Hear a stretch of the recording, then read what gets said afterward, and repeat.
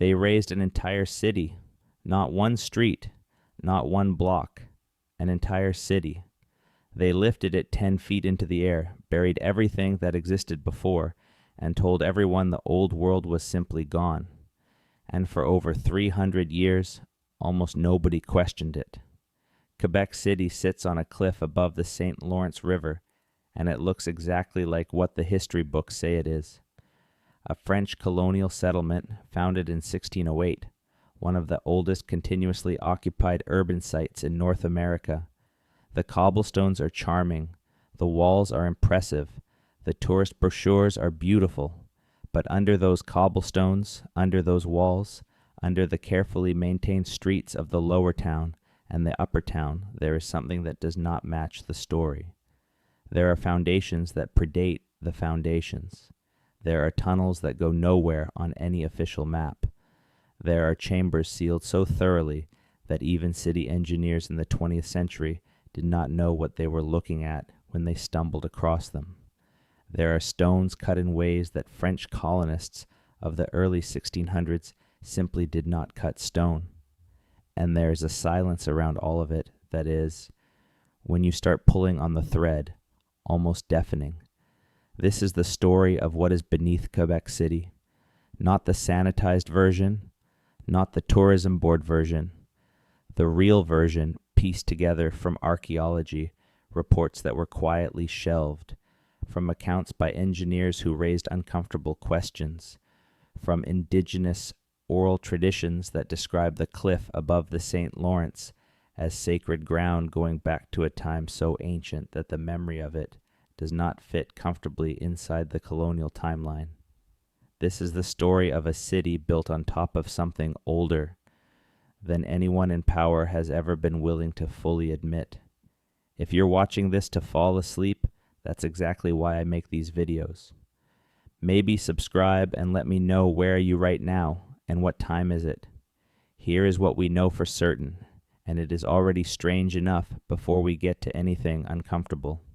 In the late 1600s and through the 1700s, the lower town of Quebec, the part of the city that sits at the base of Cap Diamant, the great cliff that defines the whole geography of the place, was routinely flooded. The St. Lawrence came up, the streets filled with water. The lower buildings were perpetually damp, perpetually at risk. This was not a secret. This was a documented civic problem that the colonial government argued about for decades. The solution they eventually settled on was audacious by any standard of the era. They would simply raise the ground level. They would bring in fill, enormous quantities of fill, earth and rubble and stone and whatever else could be sourced, and they would bury the existing lower town under it. They would raise the streets by approximately 10 feet, sometimes more in certain sections, sometimes slightly less, but on average 10 feet of new material was placed directly on top of what already existed. And here is the thing that nobody in the tourism industry seems to want to dwell on. When you bury a city under 10 feet of fill, you do not tear the old city down first, you bury it. The buildings that were standing in the lower town before the landfill operations of the late 1600s and 1700s are still there. Their ground floors are now underground. Their foundations are now far below the street level that modern tourists walk on. The rooms that people lived in, the cellars that merchants stored goods in, the walls that workers built by hand, they are all still down there, entombed under 3 centuries of fill and subsequent construction. This is not a theory. This is a structural and historical fact about Quebec City that has been acknowledged in various archaeological and engineering contexts over the years.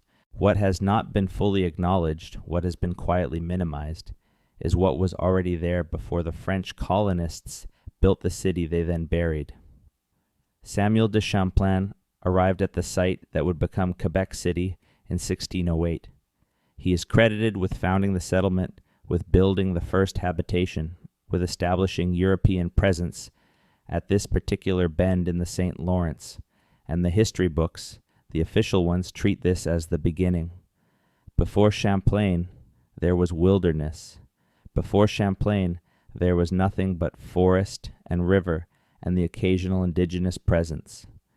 This is the story, this is what is taught, this is what the plaques on the walls say, but it is not what the ground says. The ground, when you actually cut into it, when you dig below the 18th century landfill, when you get to the strata that predate Champlain, tells a different story. Not a story of empty wilderness, a story of occupation, sustained, organized, permanent occupation by people who were doing things with stone and wood and earth in ways that the simple wilderness narrative cannot accommodate. The Iroquoian-speaking people, known as the St. Lawrence Iroquoians, had a major settlement at or near the site of Quebec City long before Champlain arrived. The French explorer Jacques Cartier visited in the 1530s and described a large village called Stadacona at approximately this location. A village with palisades, a village with organized agricultural fields, a village that was clearly the political and possibly ceremonial center of a broader society extending along the river. When Champlain arrived 70 years later, Stadacona was gone. The St. Lawrence Iroquoians had vanished from the historical record entirely in one of the great unsolved mysteries of North American pre-contact history. A people that Cartier described as populous and organized had simply ceased to exist as a documented presence by the time European settlement began in earnest. Champlain found Algonquin-speaking peoples in the area, groups he understood to be different from the Iroquoians Cartier had described. The Iroquoians themselves were gone. Where did they go? What happened to their settlement? What happened to Stadacona? The official answer is that they dispersed or were absorbed or were eliminated by conflict before European contact became permanent. The official answer, in other words, is that whatever Stadacona was, it is not there anymore, but the ground has been suggesting something different for a very long time. Excavations in the area of Place Royale, the historic heart of the lower town, have consistently revealed indigenous occupation layers that are deeper and more extensive than the colonial narrative would predict. The word consistently is important here. This is not a one-time anomaly. Multiple excavation projects over multiple decades have hit indigenous cultural material at depths and in configurations that speak to long-term, intensive occupation of this specific ground. Hearths, post holes that indicate substantial structures, refuse middens that show sustained habitation over generations, tool assemblages that indicate not just passing encampment, but organized permanent community life. These finds are not disputed. They are published in archaeology journals.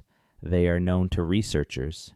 What is disputed, or more precisely, what is avoided, is what they mean when you put them together with everything else that has been found beneath Quebec City. Let us talk about the tunnels.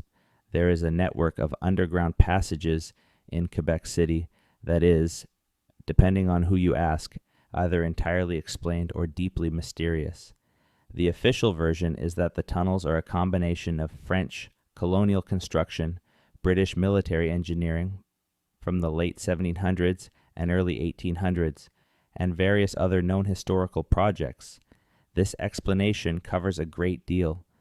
There were indeed French tunnels built for military purposes. There were indeed British modifications and extensions. The history of underground construction in Quebec is real and documented. But within that real and documented history, there are passages that do not fit. There are sections of tunnel that use construction techniques that predate the French colonial period.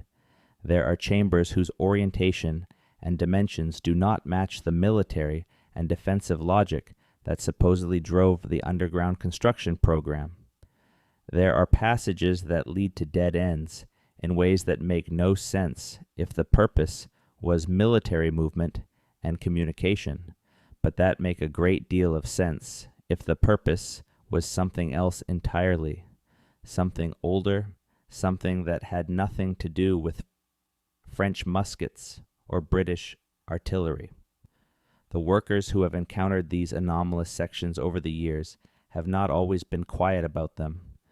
There are accounts, some in local historical society records, some in personal testimonies collected by researchers who were specifically looking for this kind of material, of construction and excavation workers in Quebec City finding rooms below the expected colonial strata that contained objects and features they could not explain, carved stonework that did not match French colonial craft traditions, chambers with walls that had been smoothed and shaped with a precision that exceeded what would be expected from settler construction of the period.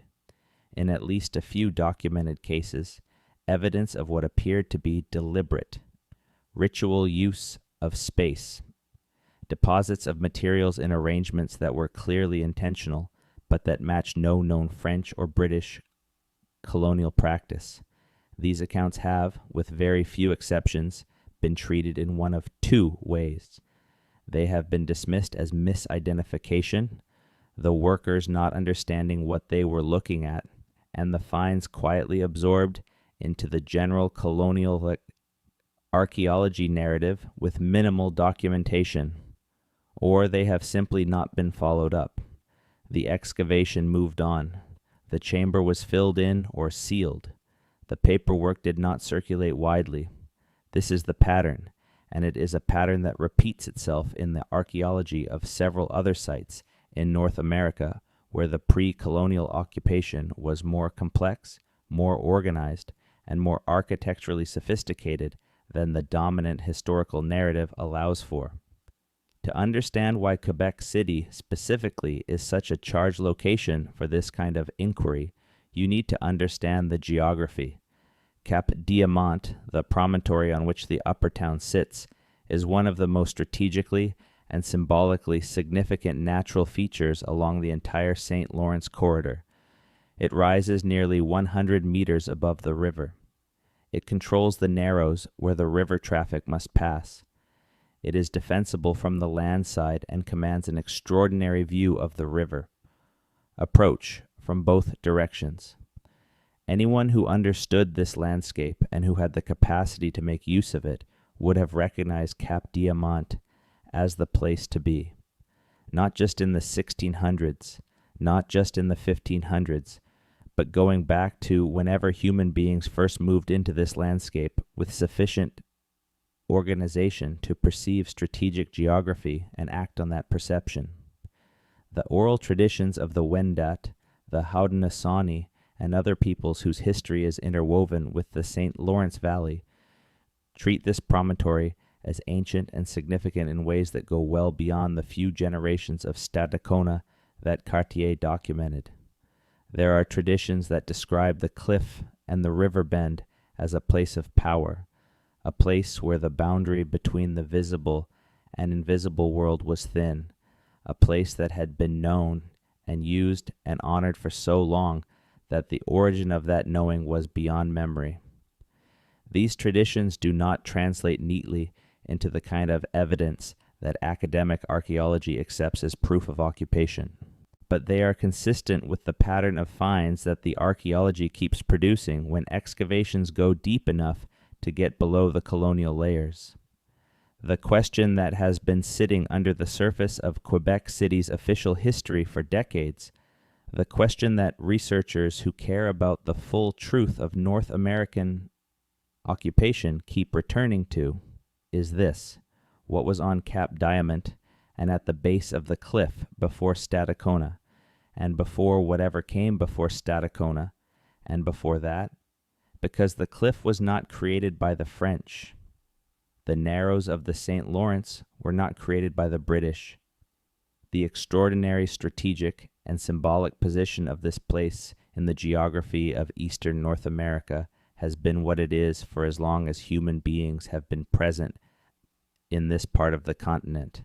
And human beings have been present in this part of the continent for a very, very long time. The oldest confirmed human presence in the broader Quebec region goes back over 10,000 years to the Paleo-Indian cultures that moved into the land as the glaciers retreated. These were not simple people. The Paleo-Indian tradition, imperfectly understood but increasingly illuminated by archaeology over the past few decades, involved long-range movement, complex social networks, and sophisticated technological traditions. They were not wandering randomly. They were following landscapes they understood, moving through territories that had meaning and structure, and the place that would become Quebec City at the narrows of the Great River, on the massive cliff that could be seen from miles in any direction, would have been a landmark. It would have been a waypoint. It would have been, for certain purposes, a destination. Between the Paleo-Indian period and the St. Lawrence Iroquoians that Cartier met, there are thousands of years of occupation history along this river that are only beginning to be understood. The Middle Archaic period, the Late Archaic period, the Woodland period, each of these broad archaeological designations covers centuries of human activity in the St. Lawrence Valley, activity that included trade networks stretching from the Great Lakes to the Atlantic coast, ceremonial traditions that involved the construction of earthworks and the careful burial of specific objects, and a relationship with the river and its resources that was deep and organized and continuously evolving. In other words, when you stand on the streets of Quebec City and you are standing on fill that was placed over colonial construction that was built over Stadacona that sat on the same ground that archaic and Paleo-Indian people used for thousands of years before, the depth of history under your feet is almost incomprehensible. 10 feet of fill is nothing. It is the topmost layer of an archaeological sequence that goes down, layer by layer, for thousands of years.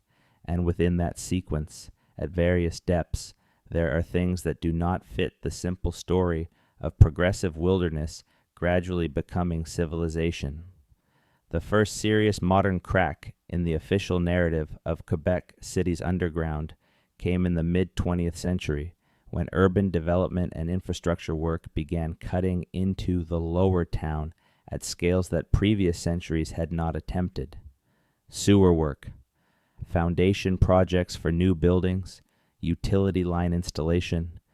Each of these projects required excavation, and excavation kept producing surprises.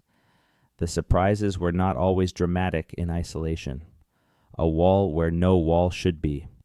A stone floor at a depth that preceded the documented colonial construction. An artifact assemblage that did not match the expected stratigraphic period. But when you started mapping the surprises, when someone sat down and actually plotted all the anomalous finds from all the infrastructure projects across the lower town on a single map, a pattern emerged that was difficult to explain within the colonial framework. The anomalous features were not randomly distributed. They clustered. They clustered in specific areas, and those areas had a logic to them, a spatial organization that was not imposed by French colonial town planning, but that seemed to reflect an older, different kind of spatial organization. Streets that the French had laid out over the existing ground did not always align with the underground features. The colonial grid, to the extent there was one, was sometimes rotated slightly from the underground pattern. This is significant. When you build a new settlement from scratch on empty ground, your buildings and streets, and the underground features of those buildings and streets form a coherent spatial system. When your surface construction does not align with the underground features, it means the underground features predate your surface construction. It means whoever made them was working from a different plan, responding to a different understanding of the space. This is not unique to Quebec City. The same pattern has been documented in several other early colonial settlements in North America, places where Europeans built their towns over sites that had been occupied and organized by indigenous peoples, where the underground archaeology reveals a pre-existing spatial logic that the colonial construction buried without fully erasing. But Quebec City is unusual in the scale of the burial. in the dramatic physical act of raising the entire lower town by 10 feet, which simultaneously created an extraordinary preservation condition and constituted a kind of deliberate erasure. Whatever was down there, whatever the ground level of the pre-colonial and early colonial settlement looked like, it was covered, deliberately, thoroughly. And not long after the French had arrived and built and occupied this place long enough to know, at least partially, what was underneath. This timing matters. The landfill operations that raised the lower town were not undertaken in ignorance. By the time the serious filling began, French colonists had been living at this site for the better part of a century. They had dug foundations. They had put in cellars. They had cut into the ground in the ordinary course of construction. They knew what was under the surface of the lower town. They may not have understood it fully. They may not have known what the deepest layers represented, but they knew there was something there, something older than their own construction, something that the ground contained and that periodic floods were threatening to reveal, to expose, to bring back to the surface. The decision to raise the lower town by 10 feet was made in a specific historical and practical context, but it was also, viewed from a certain angle, an extraordinarily thorough way to deal with a ground that was becoming inconvenient. The flooding problem was real. The periodic inundation of the lower town by the St. Lawrence was a genuine threat to buildings, goods, and lives. The practical case for raising the ground level was strong, but practical necessity and something else, something less comfortable to articulate, are not mutually exclusive. A fill operation that buries the original ground surface under 10 feet of new material accomplishes two things simultaneously. It raises the buildings above the flood line, and it places an enormous permanent cap over everything that was in and on the original ground surface. The timing of the serious fill operations is not exactly pinned in the historical literature. There is a general period, roughly the late 17th and into the 18th century, during which the lower town was raised, but the documentation of the process is fragmentary. This is not unusual for the period and the context. Colonial administrative records were not always comprehensive, and construction operations were not always carefully documented. But the fragmentary nature of the documentation means that the specific sequence of events, specifically what was found when the lower town ground was opened for the last time before the fill was placed, is not fully reconstructible from existing historical sources. What is reconstructible is the archaeological record, to the extent that archaeology has been done at sufficient depth and with sufficient documentation to address this period. And the archaeological record of the lower town, in the sections where excavation has reached below the fill level, is consistent with a picture of intensive multi-period occupation that the colonial construction did not destroy so much as it buried. The structures that were standing in the lower town before the fill was placed, their ground floors, their foundations, their associated features, are still down there. The archaeological sequence that those structures were built over, reaching down through the colonial period and into the pre-colonial periods, is still down there. Compressed, altered by centuries of weight and groundwater movement, but present. The most extensively excavated part of Quebec City's underground is the Place Royale area, which sits at what was the heart of the original lower town, and which has been the subject of ongoing archaeological investigation since the 1970s, when the provincial government undertook a major restoration and archaeological program in connection with the site's heritage designation. The Place Royale excavations produced an enormous quantity of material and a stratigraphic record that confirmed the multi-period occupation of the lower town down to significant depth. Indigenous cultural material was found at multiple levels within the excavated sequence. French colonial material from the earliest period of occupation was found. evidence of the pre-fill ground surface was identified. The depth and complexity of the occupation sequence was documented, but the Place Royale excavations, as extensive as they were, did not penetrate to the deepest strata in all areas. The logistics of urban archaeology, the need to work around existing structures, the financial and technical constraints of excavating in a densely occupied urban environment meant that the deepest and oldest material was not everywhere accessible. And in the areas where the deepest material was accessible, the documentation of what was found is not always as complete as researchers looking for anomalous features would wish. Some of what was found in the Place Royale excavations was published in detail. Some was described only in summary. Some appears in the gray literature of unpublished reports that are technically available, but not widely circulated.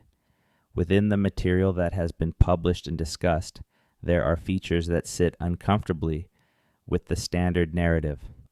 There are stone features below the earliest documented French colonial levels that are too substantial and too carefully made to be attributed to simple indigenous encampment.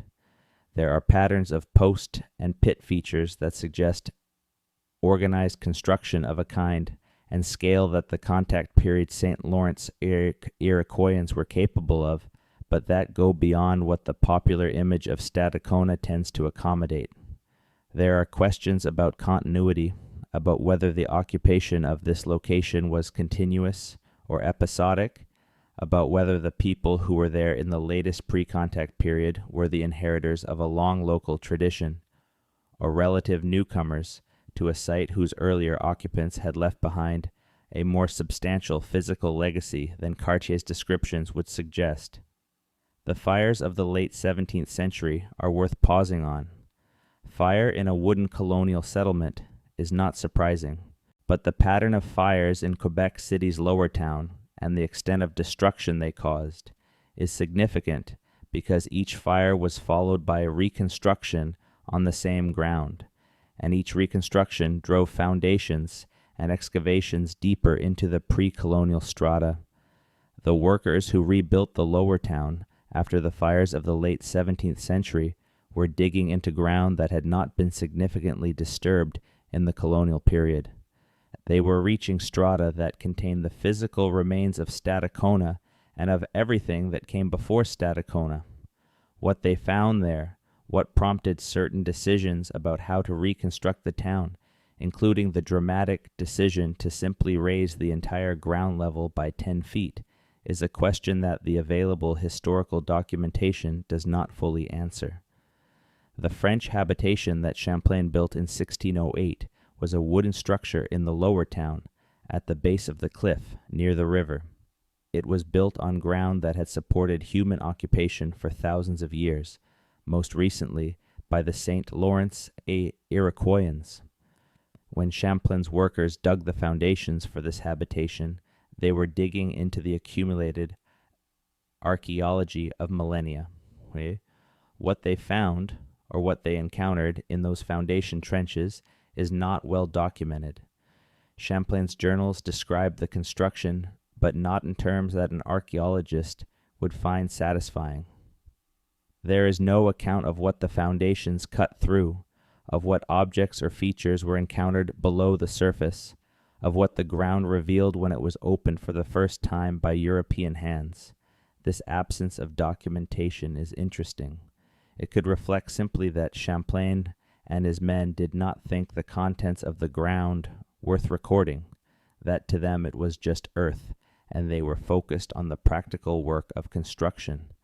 But it could also reflect something more deliberate, a decision not to comment on what the ground contained, because what the ground contained complicated the founding narrative that Champlain and his backers in France were invested in constructing, a narrative of wilderness being made productive by European enterprise and faith, a narrative that required the land to have been essentially empty before the French arrived.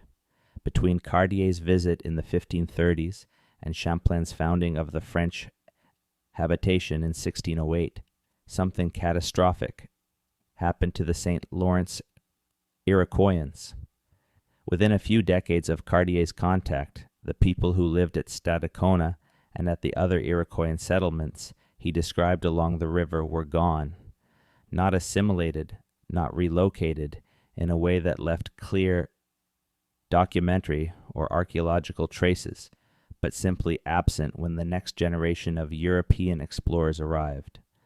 The mystery of the disappearance of the St. Lawrence Iroquoians is one of the genuinely unresolved questions of northeastern North American prehistory and history. Various explanations have been proposed: warfare with neighboring groups, epidemic disease from early European contact, internal political collapse, environmental stress, some combination of these factors. None of these explanations has been definitively established. The disappearance remains mysterious. What the disappearance means for the archaeology of Quebec City is this: whatever Stadacona was physically, whatever buildings and infrastructure and accumulated material culture it contained, it was not occupied continuously from Cartier's time to Champlain's time. There was a gap, a period of absence or reduced occupation, during which the physical traces of Stadacona were exposed to decay, disturbance, and possibly deliberate destruction without the ongoing habitation that would have maintained and partially preserved them. Then, when the French arrived and began building their habitation and the town that grew from it, they built over and into whatever remained, incorporating some of it, destroying some of it, and burying the rest under the relentless accumulation of colonial construction. Cartier's accounts of Stadacona are tantalizing and frustrating in equal measure. He describes a large village with a palisade. He describes cultivated fields. He describes people who were clearly organized into a coherent political community with leadership structures he could perceive even if he did not fully understand them. He describes a chief, or at least a person who functioned as one, named Donnacona.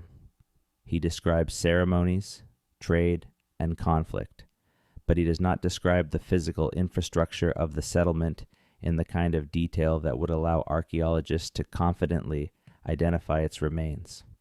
The location of Stadacona itself is not definitively established.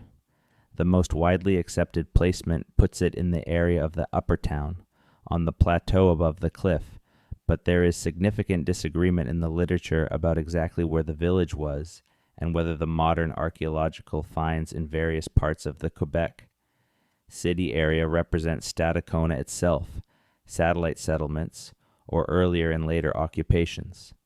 This uncertainty is itself significant. A large palisaded village with agricultural fields is not an ephemeral feature. It leaves traces. The fact that those traces have not been definitively identified in a location that has been excavated extensively over the past century suggests either that the site has been so thoroughly disturbed by subsequent construction and the landfill operations that its remains are inaccessible, or that Stadacona was in a location that has not yet been found, or both. Given the scale of the landfill operations that raised the lower town by 10 feet, and given the extensive construction that has occurred on the upper town plateau over the past 4 centuries, it is entirely plausible that the physical remains of Stadacona are present in the archaeological sequence of Quebec City, but simply have not been recovered in their full extent. The tunnels deserve their own extended treatment, because the underground passages of Quebec City are where the most dramatic claims about what lies beneath the city tend to be concentrated, and where the gap between the official account and the testimony of people who have actually been in the passages is most pronounced. There is a tourist industry around the tunnels of Quebec City. There are guided tours of certain sections of the underground. There are descriptions of military tunnels, drainage passages, and historical cellars that paint a reasonably complete picture of what the underground contains. But the picture that is presented to tourists is a curated picture. It represents the passages that have been identified, documented, made safe, and incorporated into the official narrative of the city's history. It does not represent the full extent of what is down there.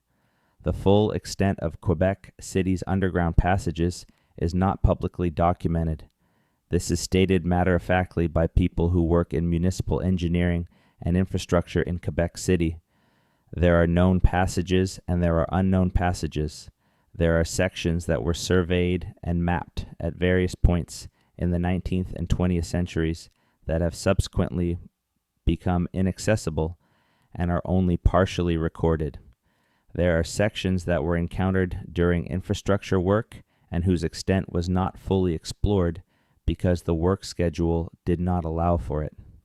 There are areas where ground-penetrating radar surveys have indicated the presence of significant underground voids in locations that do not correspond to any mapped passage or structure. Ground-penetrating radar surveys in historic urban sites are a relatively recent tool, but in the parts of Quebec City where they have been conducted, they have produced results that the official narrative of the underground has not fully absorbed. The surveys have identified anomalies, underground features that are not explained by known construction, in several locations in both the lower and upper town. Some of these anomalies are large enough to represent rooms or chambers.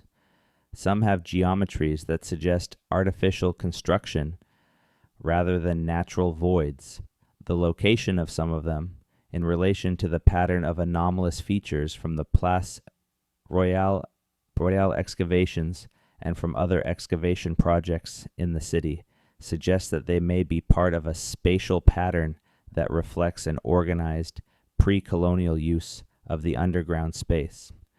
The relationship between the underground and the cliff itself is something that is rarely discussed in the official accounts of Quebec City's archaeology.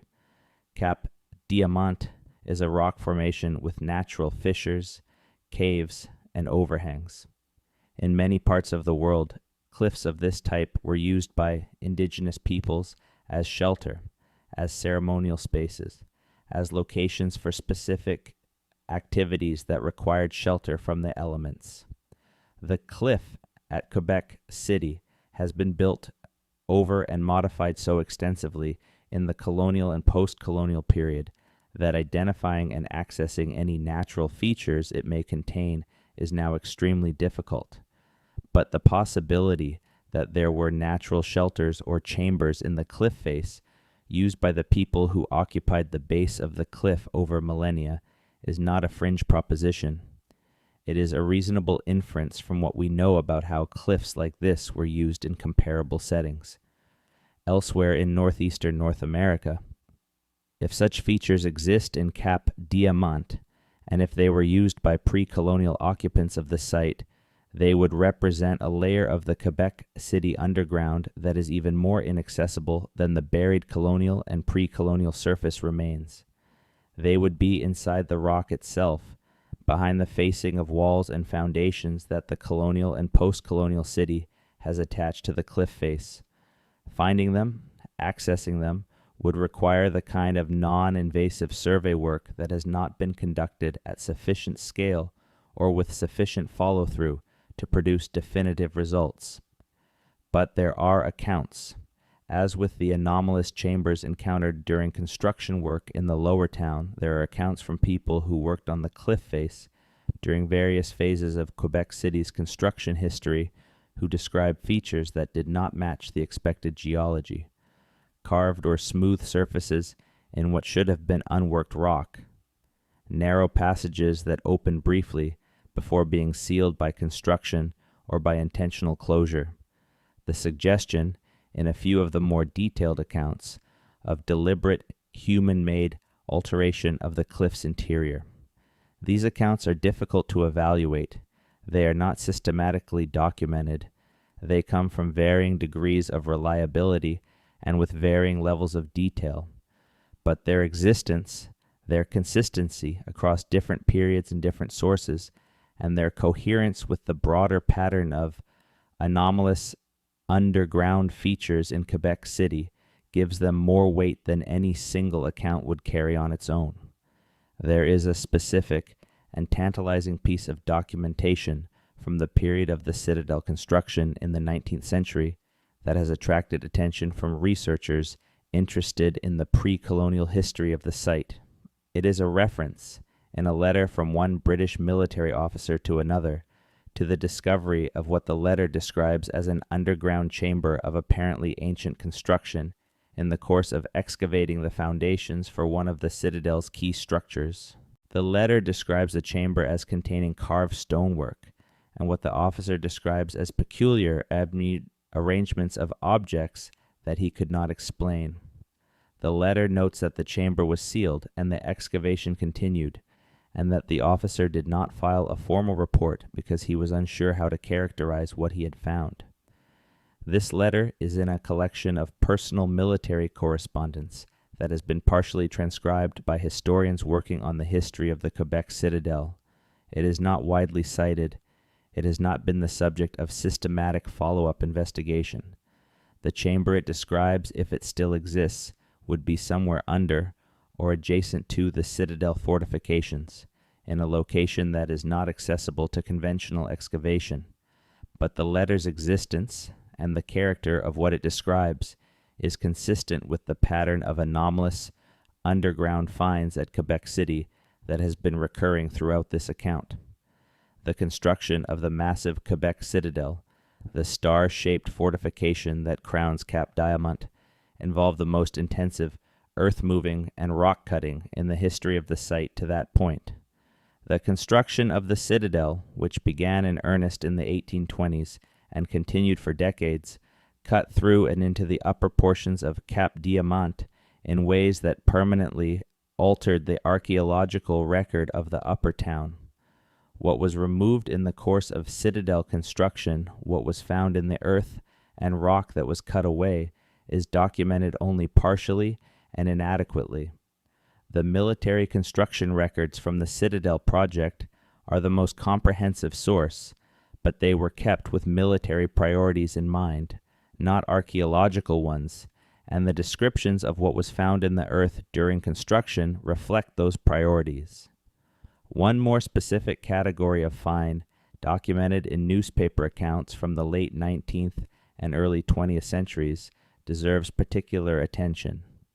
There are several reports from the late 19th and early 20th centuries of the discovery of what the reporters describe as buried buildings, specifically buildings with stone walls and floors that are encountered at depths significantly below the 18th century fill level and that appear from the descriptions to be more substantial and more carefully built than would be expected from the earliest French colonial construction.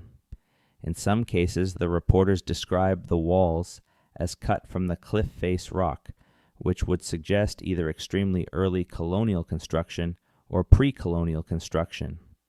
In other cases, the buildings are described as freestanding, with walls that are carefully laid and with features that suggest deliberate architectural planning. These reports were not followed up systematically. The buildings were covered over as the infrastructure work continued. The objects found in them, when they were recovered at all, went to various private collections and to the collection of the Séminaire de Québec, which maintained the most active interest in Quebec City's history during this period. The Séminaire collection, which eventually became part of the Musée de la Civilisation, contains material that has not been fully published or analyzed, and some of what it contains is of uncertain provenience precisely because of the informal conditions under which it was collected during infrastructure work in the historic core. The most specific of the accounts from the 19th century infrastructure work period describes a chamber that was encountered at a depth of approximately 12 feet below the then current street level in the lower town, which would place it below the 18th century fill level and at or below the earliest French colonial ground surface. The chamber is described as roughly circular in plan, perhaps 15 feet in diameter, with walls that were cut partly from the natural rock of the cliff and partly built up with carefully laid stone. The floor was described as level and apparently finished, suggesting that it had been prepared for use rather than simply being the natural floor of a cavity. At the center of the floor, the workers found a deposit of objects that the account describes as including carved stone pieces, what appeared to be animal bones in a deliberate arrangement, and a quantity of red pigment that stained the surrounding soil. The account notes that the objects were disturbed and scattered by the excavation before anyone with relevant knowledge arrived to examine them. Some pieces were taken by the workers. What happened to them subsequently is not known. The chamber was subsequently sealed by the infrastructure construction. This account is not verifiable in its specifics. The documentation is a second-hand description preserved in a local historical publication from the early 20th century, drawing on the recollection of a worker who was present at the discovery. Such accounts need to be treated with appropriate skepticism. The details may be embellished or misremembered. The interpretation of what was found may reflect the observer's expectations and cultural framework, rather than the actual character of the deposit. But the account is not implausible. A chamber of this description, at this depth and in this location, would be entirely consistent with the broader picture of the Quebec City underground that has been assembled from multiple independent sources.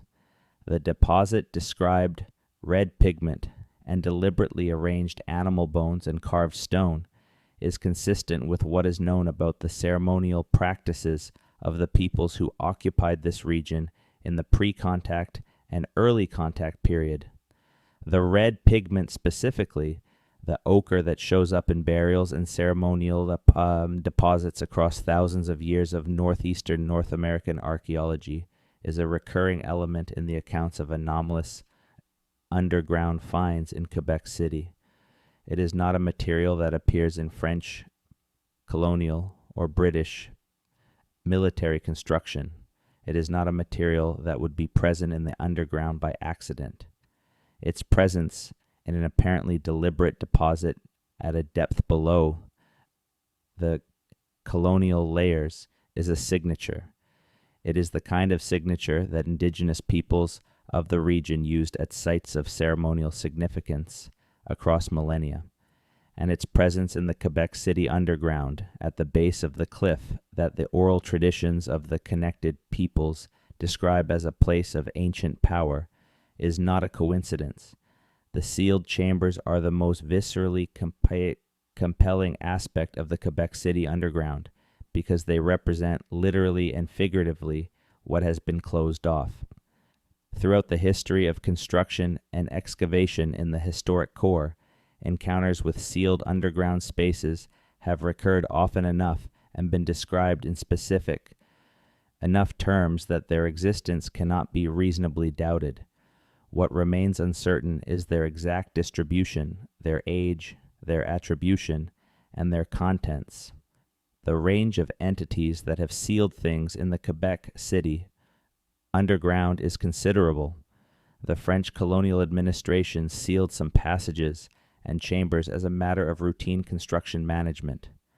The British military sealed sections of the underground as part of their defensive engineering. Municipal engineers in various eras sealed passages for safety reasons. And in some cases, passages and chambers appear to have been sealed deliberately before any of these modern actors had access to them, sealed in a way that was designed to make them permanent and inaccessible, suggesting that whoever sealed them intended for the concealment to be final. This last category, the deliberate pre-modern sealing of underground features at Quebec City, is the most significant and the most difficult to establish from available evidence.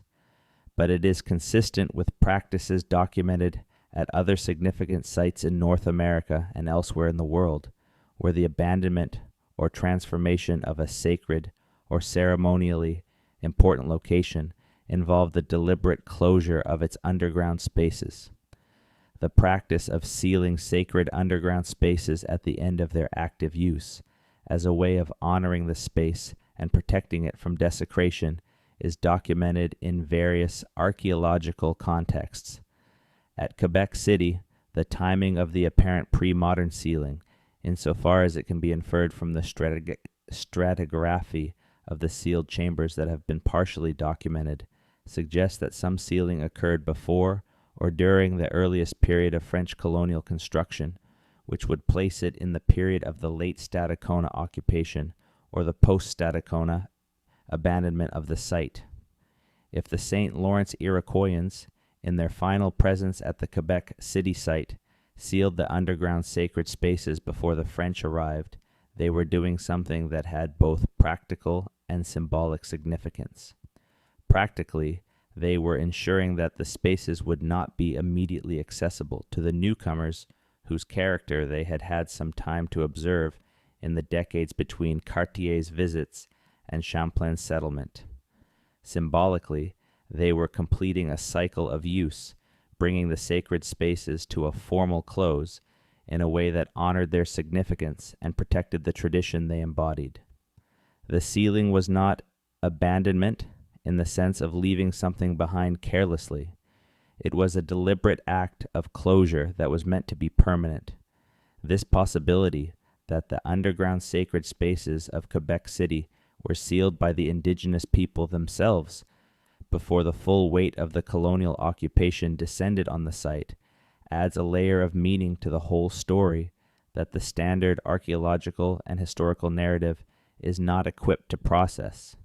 It means that what is down there is not simply old construction buried by historical accident. It is something that was deliberately placed beyond access by people who understood what it represented and who wanted it protected. It is a kind of trust placed in the earth itself, a gift sealed with intention, waiting for a future that was willing to approach it with the understanding it deserved. The story of what lies beneath Quebec City cannot be separated from the broader story of what pre-colonial North America actually looked like, because the assumptions that shape how Quebec City's underground is interpreted are the same assumptions that have consistently led North American archaeology to underestimate the complexity and sophistication of pre-colonial indigenous societies. For most of the history of professional archaeology in North America, the default assumption was that pre-colonial indigenous societies were relatively simple, mobile, and sparsely distributed, with limited capacity for the kind of organized construction and landscape modification that would leave the kinds of anomalous underground features being discussed here. This assumption has been comprehensively undermined by the archaeology of the past several decades, but it persists in the institutional culture of archaeology and in the broader public understanding of North American pre-contact history, and it shapes how anomalous finds are handled. The LIDAR surveys of the past 2 decades have been perhaps the most dramatic demonstration of how wrong the default assumption has been. LIDAR, laser scanning technology that can see through forest canopy to reveal ground surface features, has transformed our understanding of pre-colonial settlement in the Americas. In the Amazon basin, LIDAR has revealed vast networks of earthworks, roads, and settlement patterns covering hundreds of square kilometers. In the Maya lowlands, it has shown that the cities the Spanish encountered in the 1500s were only the surviving fraction of a far denser and more extensively developed landscape. In the American Midwest and Southeast, LIDAR surveys have revealed earthwork complexes of enormous scale and sophistication, recalibrating the size and organization of pre-contact societies in those regions. The St. Lawrence Valley has not received the same level of LIDAR attention as the Amazon or the Maya lowlands, but regional surveys have been conducted, and what they show is consistent with the pattern revealed elsewhere. The landscape of the St. Lawrence Valley was not empty before European contact. It was managed, organized, and marked by the people who lived in it in ways that are visible from the air even after centuries of agriculture and urban development have altered the surface. The earthwork and mound traditions of the woodland period extended into the St. Lawrence region. The extent and organization of these features is still being mapped, but what has been found already suggests that the St. Lawrence Iroquoians and their predecessors were engaged in landscape modification at a scale that goes well beyond what was previously assumed. In this context, the anomalous underground features of Quebec City take on a different character. They are not isolated anomalies in a landscape that was otherwise unmodified. They are part of a pattern of organized, intensive use of a landscape that was managed and developed over millennia by sophisticated peoples who left marks on it that the colonial occupation attempted to bury but could not entirely erase. The specific claim that surfaces repeatedly in discussions of Quebec City's underground, the claim that some of the underground features reflect a tradition of construction more sophisticated than that associated with the known pre-colonial peoples of the region, needs to be examined carefully because it is the most contested and the most significant aspect of the whole question. The claim, in its most measured form, is not that there were secret civilizations or unknown peoples at Quebec City. It is that the level of architectural sophistication reflected in some of the anomalous underground features exceeds what the dominant scholarly model of contact period Iroquoian society would predict, and that this discrepancy needs to be explained rather than explained away. The contact period St. Lawrence Iroquoians were capable of building palisaded villages with longhouses, agricultural infrastructure, and the organization and social complexity that such settlements require. This is not disputed. But the specific features being described in the Quebec City underground, the precision stonework, the organized underground passages, the apparent deliberate use of underground space for purposes that were not purely utilitarian, these are not features that the standard reconstruction of Iroquoian architecture and spatial practices would easily accommodate. They suggest either that the standard reconstruction is incomplete, that the Iroquoians or their predecessors at this specific location were doing things with stone and underground space that their better documented counterparts elsewhere were not doing, or that some of the features predate the Iroquoian occupation and represent an earlier tradition. The possibility that there was a pre-Iroquoian tradition of stone construction at the Quebec City site is not as implausible as it might sound to someone unfamiliar with the archaeology of northeastern North America. There are several documented cases in the region of what appears to be sophisticated stonework that predates the contact period indigenous cultures, and that does not fit comfortably into the known sequence of cultures in the region. The stone chambers of New England, whatever their ultimate attribution, demonstrate that people in this region were building in stone in ways that required skill and planning. The earthwork traditions of the woodland period, including the mound building that extended into the southern portions of the broader region, demonstrate that pre-contact societies in the East were capable of organized landscape modification at significant scale. The indigenous perspective on what lies beneath Quebec City is not one that has been given adequate attention in the scholarly or popular discussions of the subject. This is a significant gap because the oral traditions of the peoples whose ancestors lived in and around Quebec City represent a continuous thread of memory and knowledge about this place that extends back far beyond the documentary historical record. These traditions do not narrate the past in the same way that written history does. They encode knowledge in forms that require interpretation and that carry meaning at multiple levels simultaneously. But they are not uninformative about the physical reality of the site. Wendat, oral traditions, which are the traditions most directly connected to the peoples who occupied the St. Lawrence Valley in the Iroquoian period, describe the cliff at Quebec City as a place of great spiritual power. This description is not merely metaphorical. In Wendat cosmology, places of spiritual power are often places where specific physical features have been recognized over long periods of time as locations where the boundary between the human and spirit worlds is permeable. These features include cliff faces, water sources, and underground spaces. The description of Cap Diamant as spiritually powerful in the Wendat tradition is consistent with the physical features of the site, including any underground features that may have been part of the site's sacred character. More specifically, there are accounts within the oral traditions of several northeastern peoples that describe underground sacred spaces at locations along the St. Lawrence. These accounts do not always name specific sites.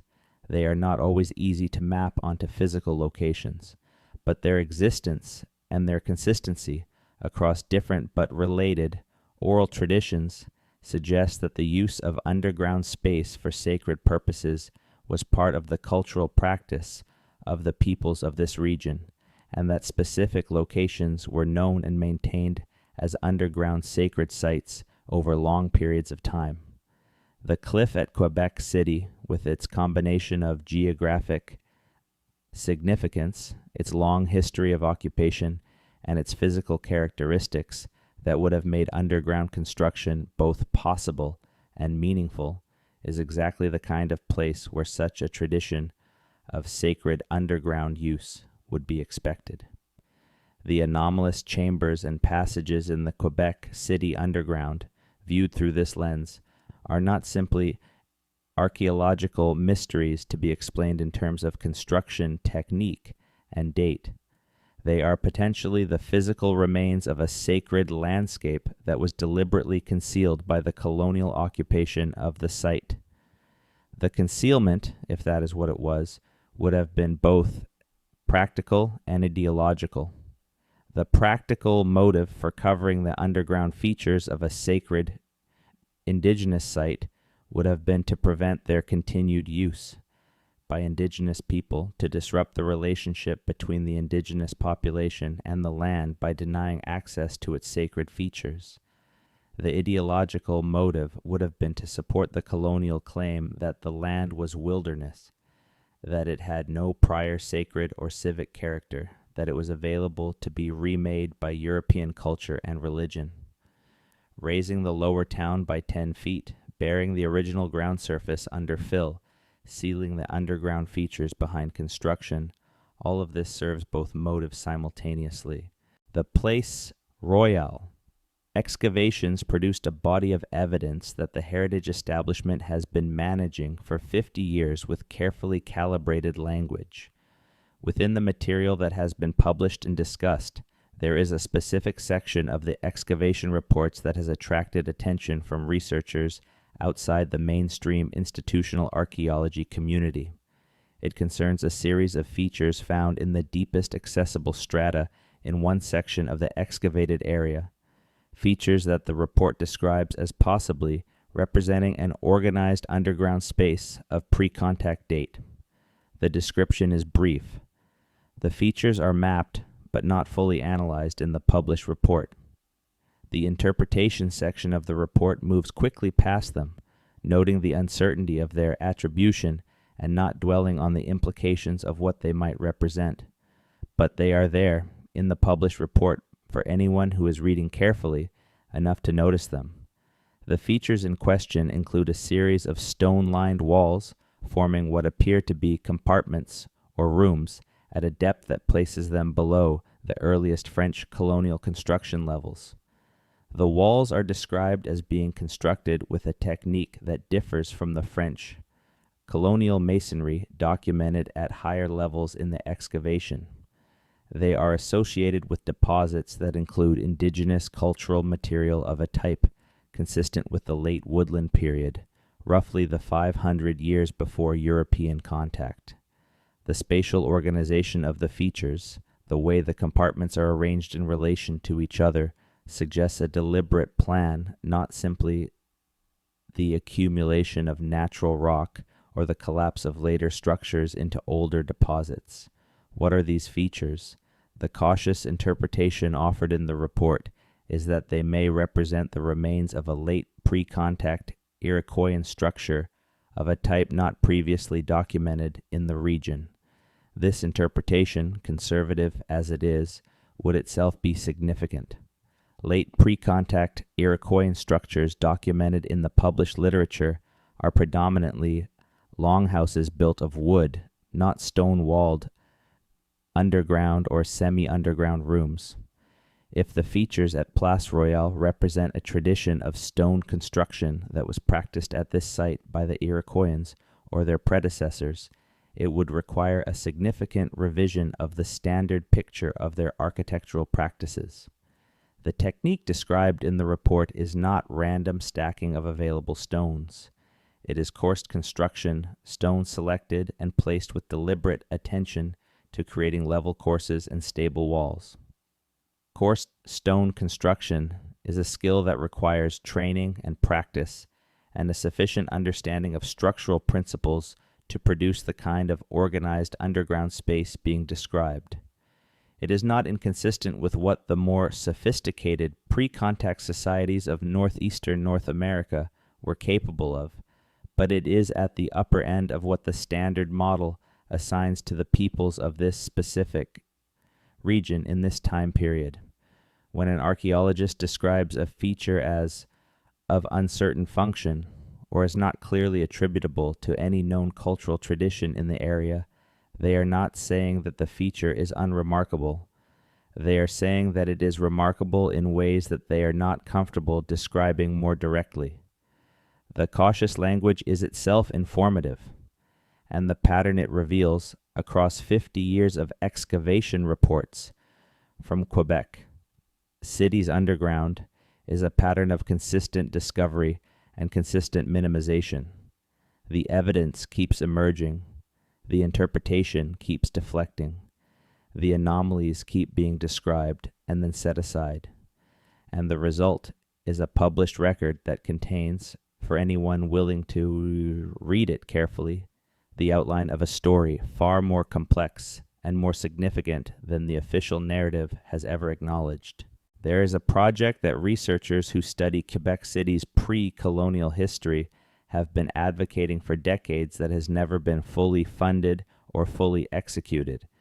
The project is a systematic, non-destructive survey of the buried layers beneath the most historically significant areas of the historic core, using ground-penetrating radar and other non-invasive technologies that are now capable of producing detailed images of subsurface features without any excavation at all. The reason this has not been done is familiar. It is the same reason that sits behind every deferred investigation of every anomalous find in Quebec City's underground. The institutional reluctance to produce results that the narrative is not prepared to absorb, the political inconvenience of knowing something that creates obligations, the practical calculation that a comprehensive survey would make visible exactly what has been buried in the lower town, and making it visible would create a set of demands that the heritage management institutions are not structured to meet. This is not a sinister calculation. It is simply the way heritage management interacts with urban development and institutional identity in any jurisdiction where both heritage protection and narrative investment are significant.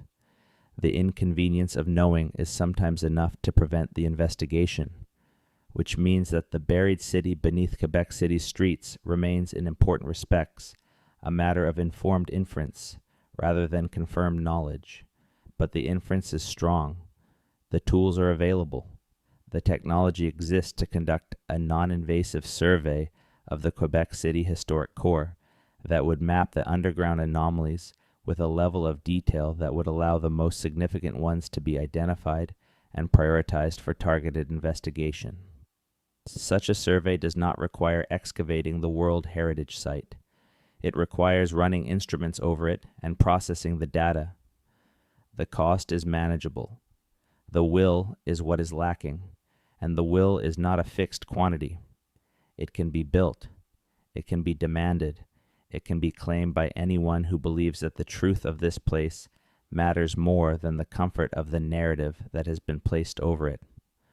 The question of what specifically might be in the deepest buried layers beneath the historic core also brings us to the oral traditions of the Wendat and other peoples connected to the site in a specific and important way. Aboriginal oral traditions in northeastern North America have been shown through careful comparison with geological and archaeological records to preserve accurate information about events that occurred tens of thousands of years ago across hundreds of generations of transmission. The implication is that the oral traditions of the peoples connected to Quebec City may preserve knowledge about the physical landscape of the site that goes back to periods represented in the buried layers, not in the sense of specific events or specific structures necessarily, but in the sense of a deep landscape memory, an understanding of the character and the significance of specific places that reflects thousands of years of continuous association. Engaging with this knowledge, treating it as a source of information about the buried landscape rather than simply as a cultural artifact to be respected and protected, is a methodological challenge that archaeologists are only beginning to grapple with.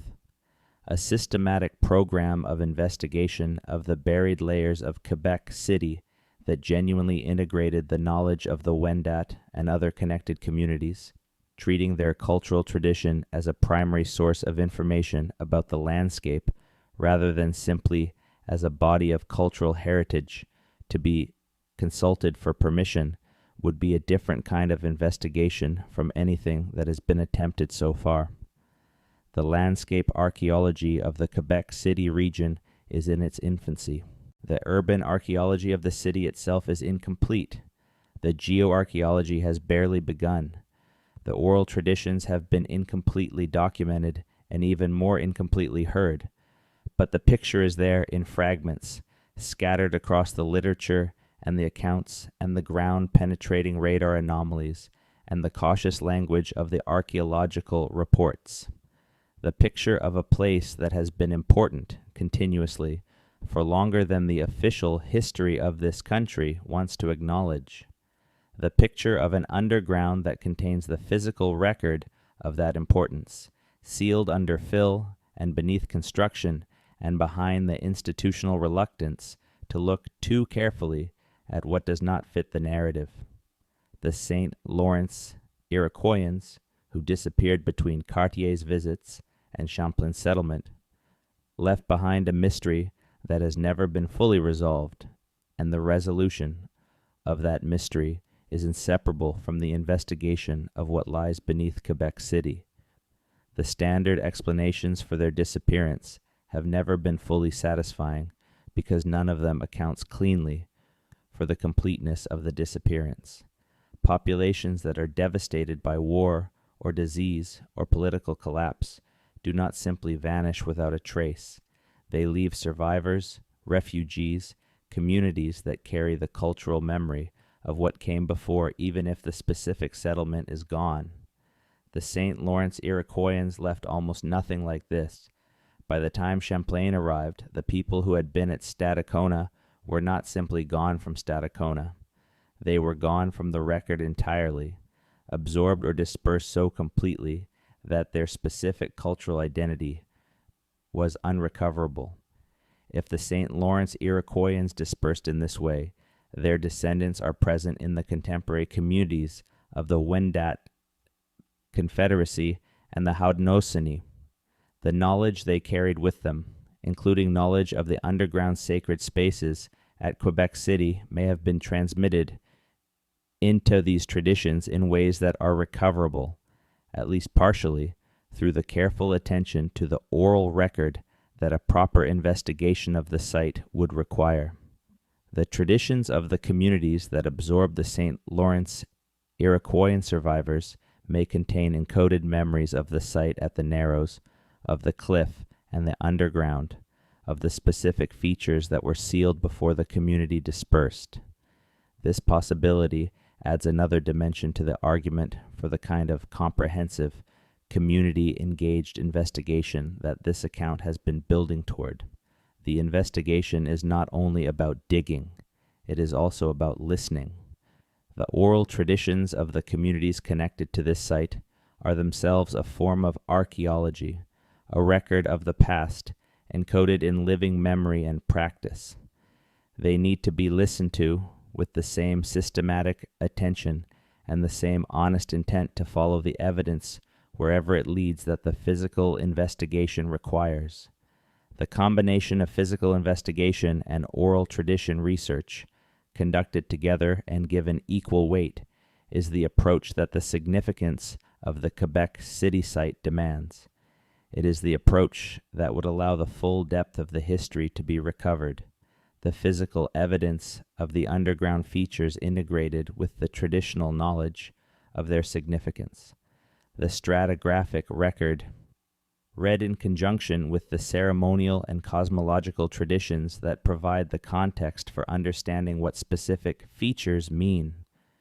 This integrated approach is the opposite of the institutional practice that has prevailed at the site, which has treated the physical evidence and the oral traditions as parallel but separate lines of inquiry, with the physical evidence given priority and the oral traditions consulted, when they are consulted at all, as background context rather than as primary evidence.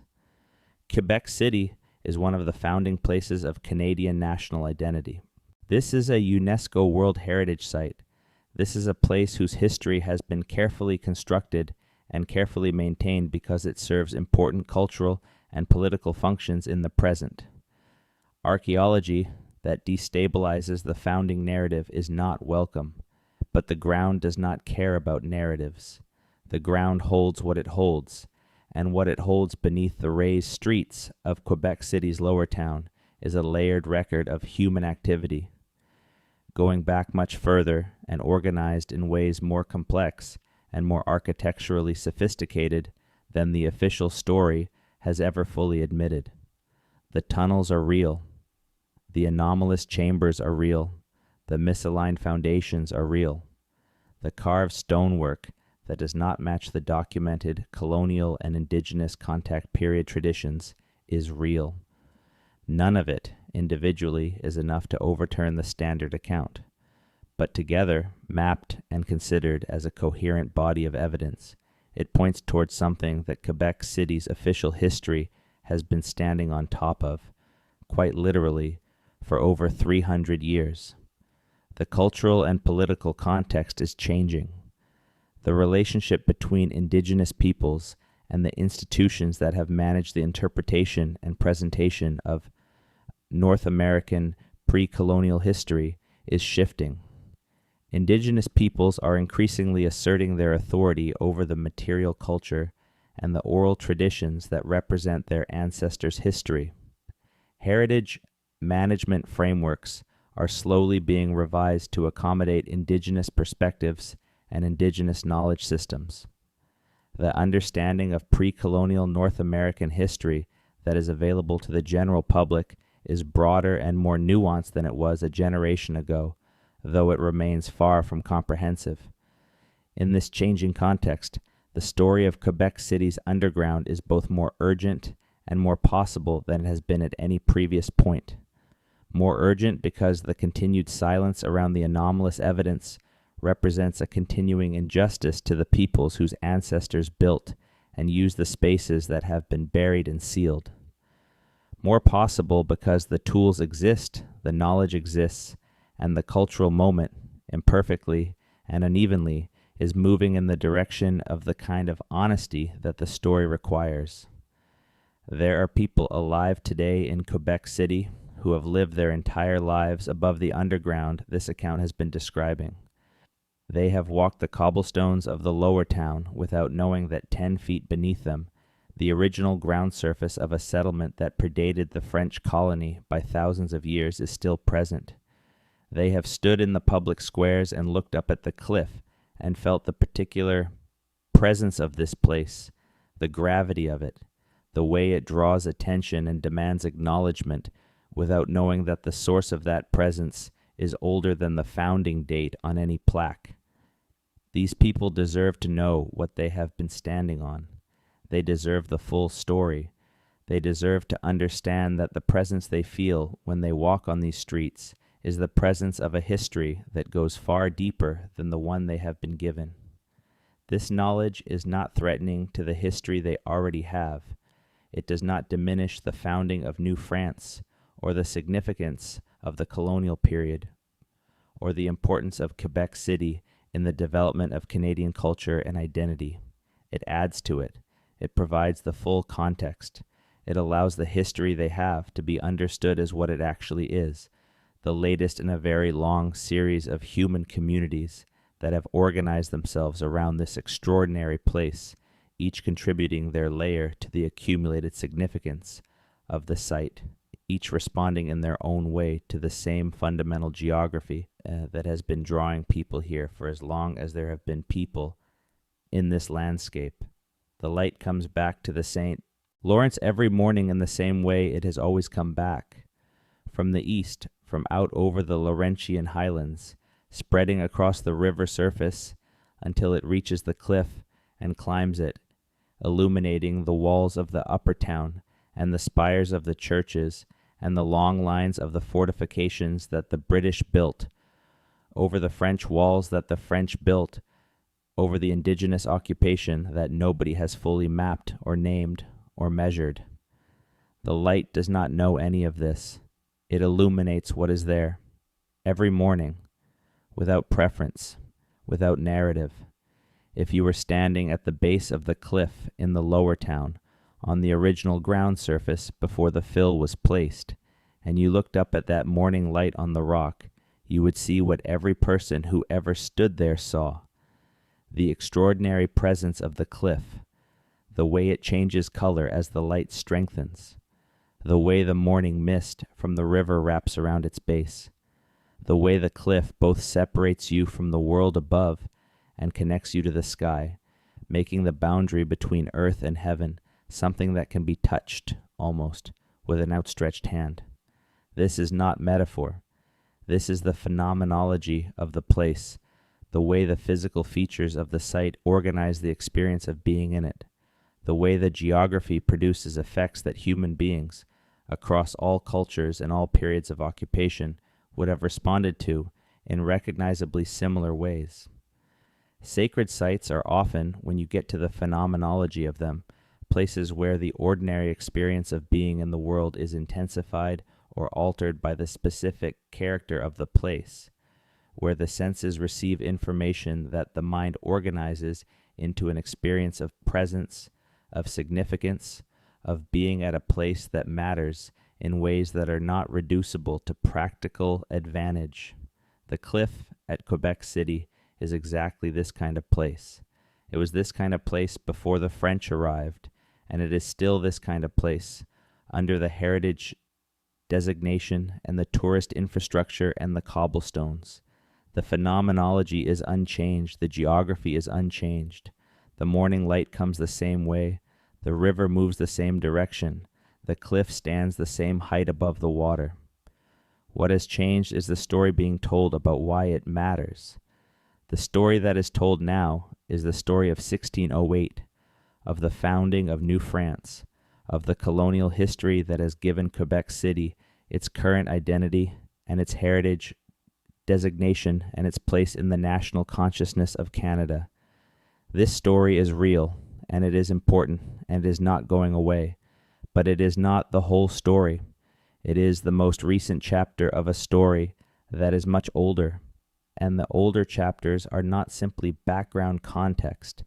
They are the ground on which the later chapters stand, literally and figuratively. The underground is the deepest part of that single history. It is where the most ancient layers are preserved. It is where the physical evidence of the longest experience of this place lies waiting.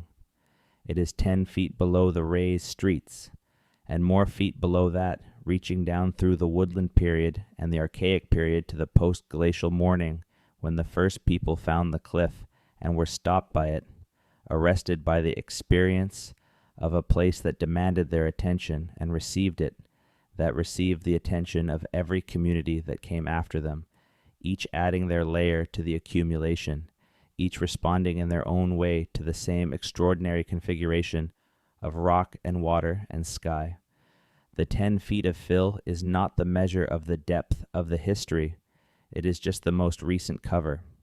The real depth of the history at Quebec City is measured in thousands of years, in the accumulated strata of human occupation and organization and investment and meaning-making that stretches from the present down to the bottom of the stratigraphic sequence. The showing of what is beneath the raised streets begins with acknowledging this depth, with refusing the truncation of the story at 1608, with insisting that the full vertical extent of the history is the history, not just the top layers that the narrative has been comfortable with. The archaeology of concealment is a field that is rarely discussed by name, but that is practiced continuously in sites where official narratives and archaeological evidence diverge. It is not a formal subdiscipline with journals and conferences. It is a pattern of behavior that emerges when the institutions responsible for investigating the past have a stake in the conclusions that the investigation produces. Quebec City is not the only site where this pattern has shaped how evidence is handled. It is one of a cluster of sites across northeastern North America where the gap between what the ground contains and what the official history says it should contain has been managed through a combination of selective publication, cautious attribution, and the quiet burial of inconvenient material in the gray literature of unpublished reports. The history of how this pattern developed at Quebec City goes back to the earliest period of professional archaeological interest in the site. The Séminaire de Québec, which was the primary institution engaged in historical documentation and collection at that time, was deeply invested in a particular interpretation of Quebec City's history, an interpretation that centered the French Catholic founding narrative and that had limited space for the complexity of the pre-colonial record. The objects and accounts from the infrastructure work of the period were collected and described in ways that fit this institutional framework, and those that did not fit were handled with the same combination of attribution to known categories and quiet non-pursuit that has characterized the handling of anomalous material throughout the site's archaeological history. The provincial government's involvement in the archaeology of Quebec City, which became significant in the mid-20th century and dominant from the 1970s onward, brought a different institutional framework, but not a fundamentally different outcome. The government's interest in Quebec City's history was shaped by the politics of Quebec identity, by the long struggle for recognition of French-Canadian cultural distinctiveness within the Canadian political system, and by the role that the history of Quebec City played in that struggle. The founding narrative of Quebec City as the birthplace of French Canada was a political asset of considerable importance. Archaeological findings that complicated that narrative were not welcome. Indigenous archaeologists and Indigenous community members who have been involved in the Quebec City archaeology over the years have described this pressure explicitly. The experience of having evidence of deep pre-colonial occupation treated as background context to the colonial story, rather than as the central story in its own right, is one that has been articulated clearly by people whose ancestors' remains and cultural material were being excavated. The institutional framework that made French colonial founding the primary referent for the site's significance was one that consistently positioned Indigenous history as preliminary, as less important as the ground over which the real history was laid rather than as the real history itself. The management is ending, not because the institutions have suddenly become more honest, though some individuals within them have been pushing for a fuller accounting for years. The management is ending because the tools for finding and documenting what is underground have become powerful enough that the anomalies can no longer be treated as isolated, and because the public interest in the full story of pre-colonial North America has reached a level where the abbreviated version can no longer hold the field without challenge. This account is part of that challenge. The river moves. It has always moved. Down from the Great Lakes, through the narrows at Cap Diamant, past the cliff where the city was built and buried and raised, out toward the Gulf and the Atlantic. The river has carried people in both directions, upstream and downstream, for as long as people have been in this part of the world. Before canoes and bateaux and steamships and container vessels, it carried logs and the bodies of fish and the seasonal floods that drove the colonial administration to raise the lower town by 10 feet. The fish still run in the St. Lawrence. The eels still move through the narrows at Quebec City on their extraordinary migrations. The sturgeon are still there, reduced in number but present, still moving through the deep channels below the cliff where they have always moved.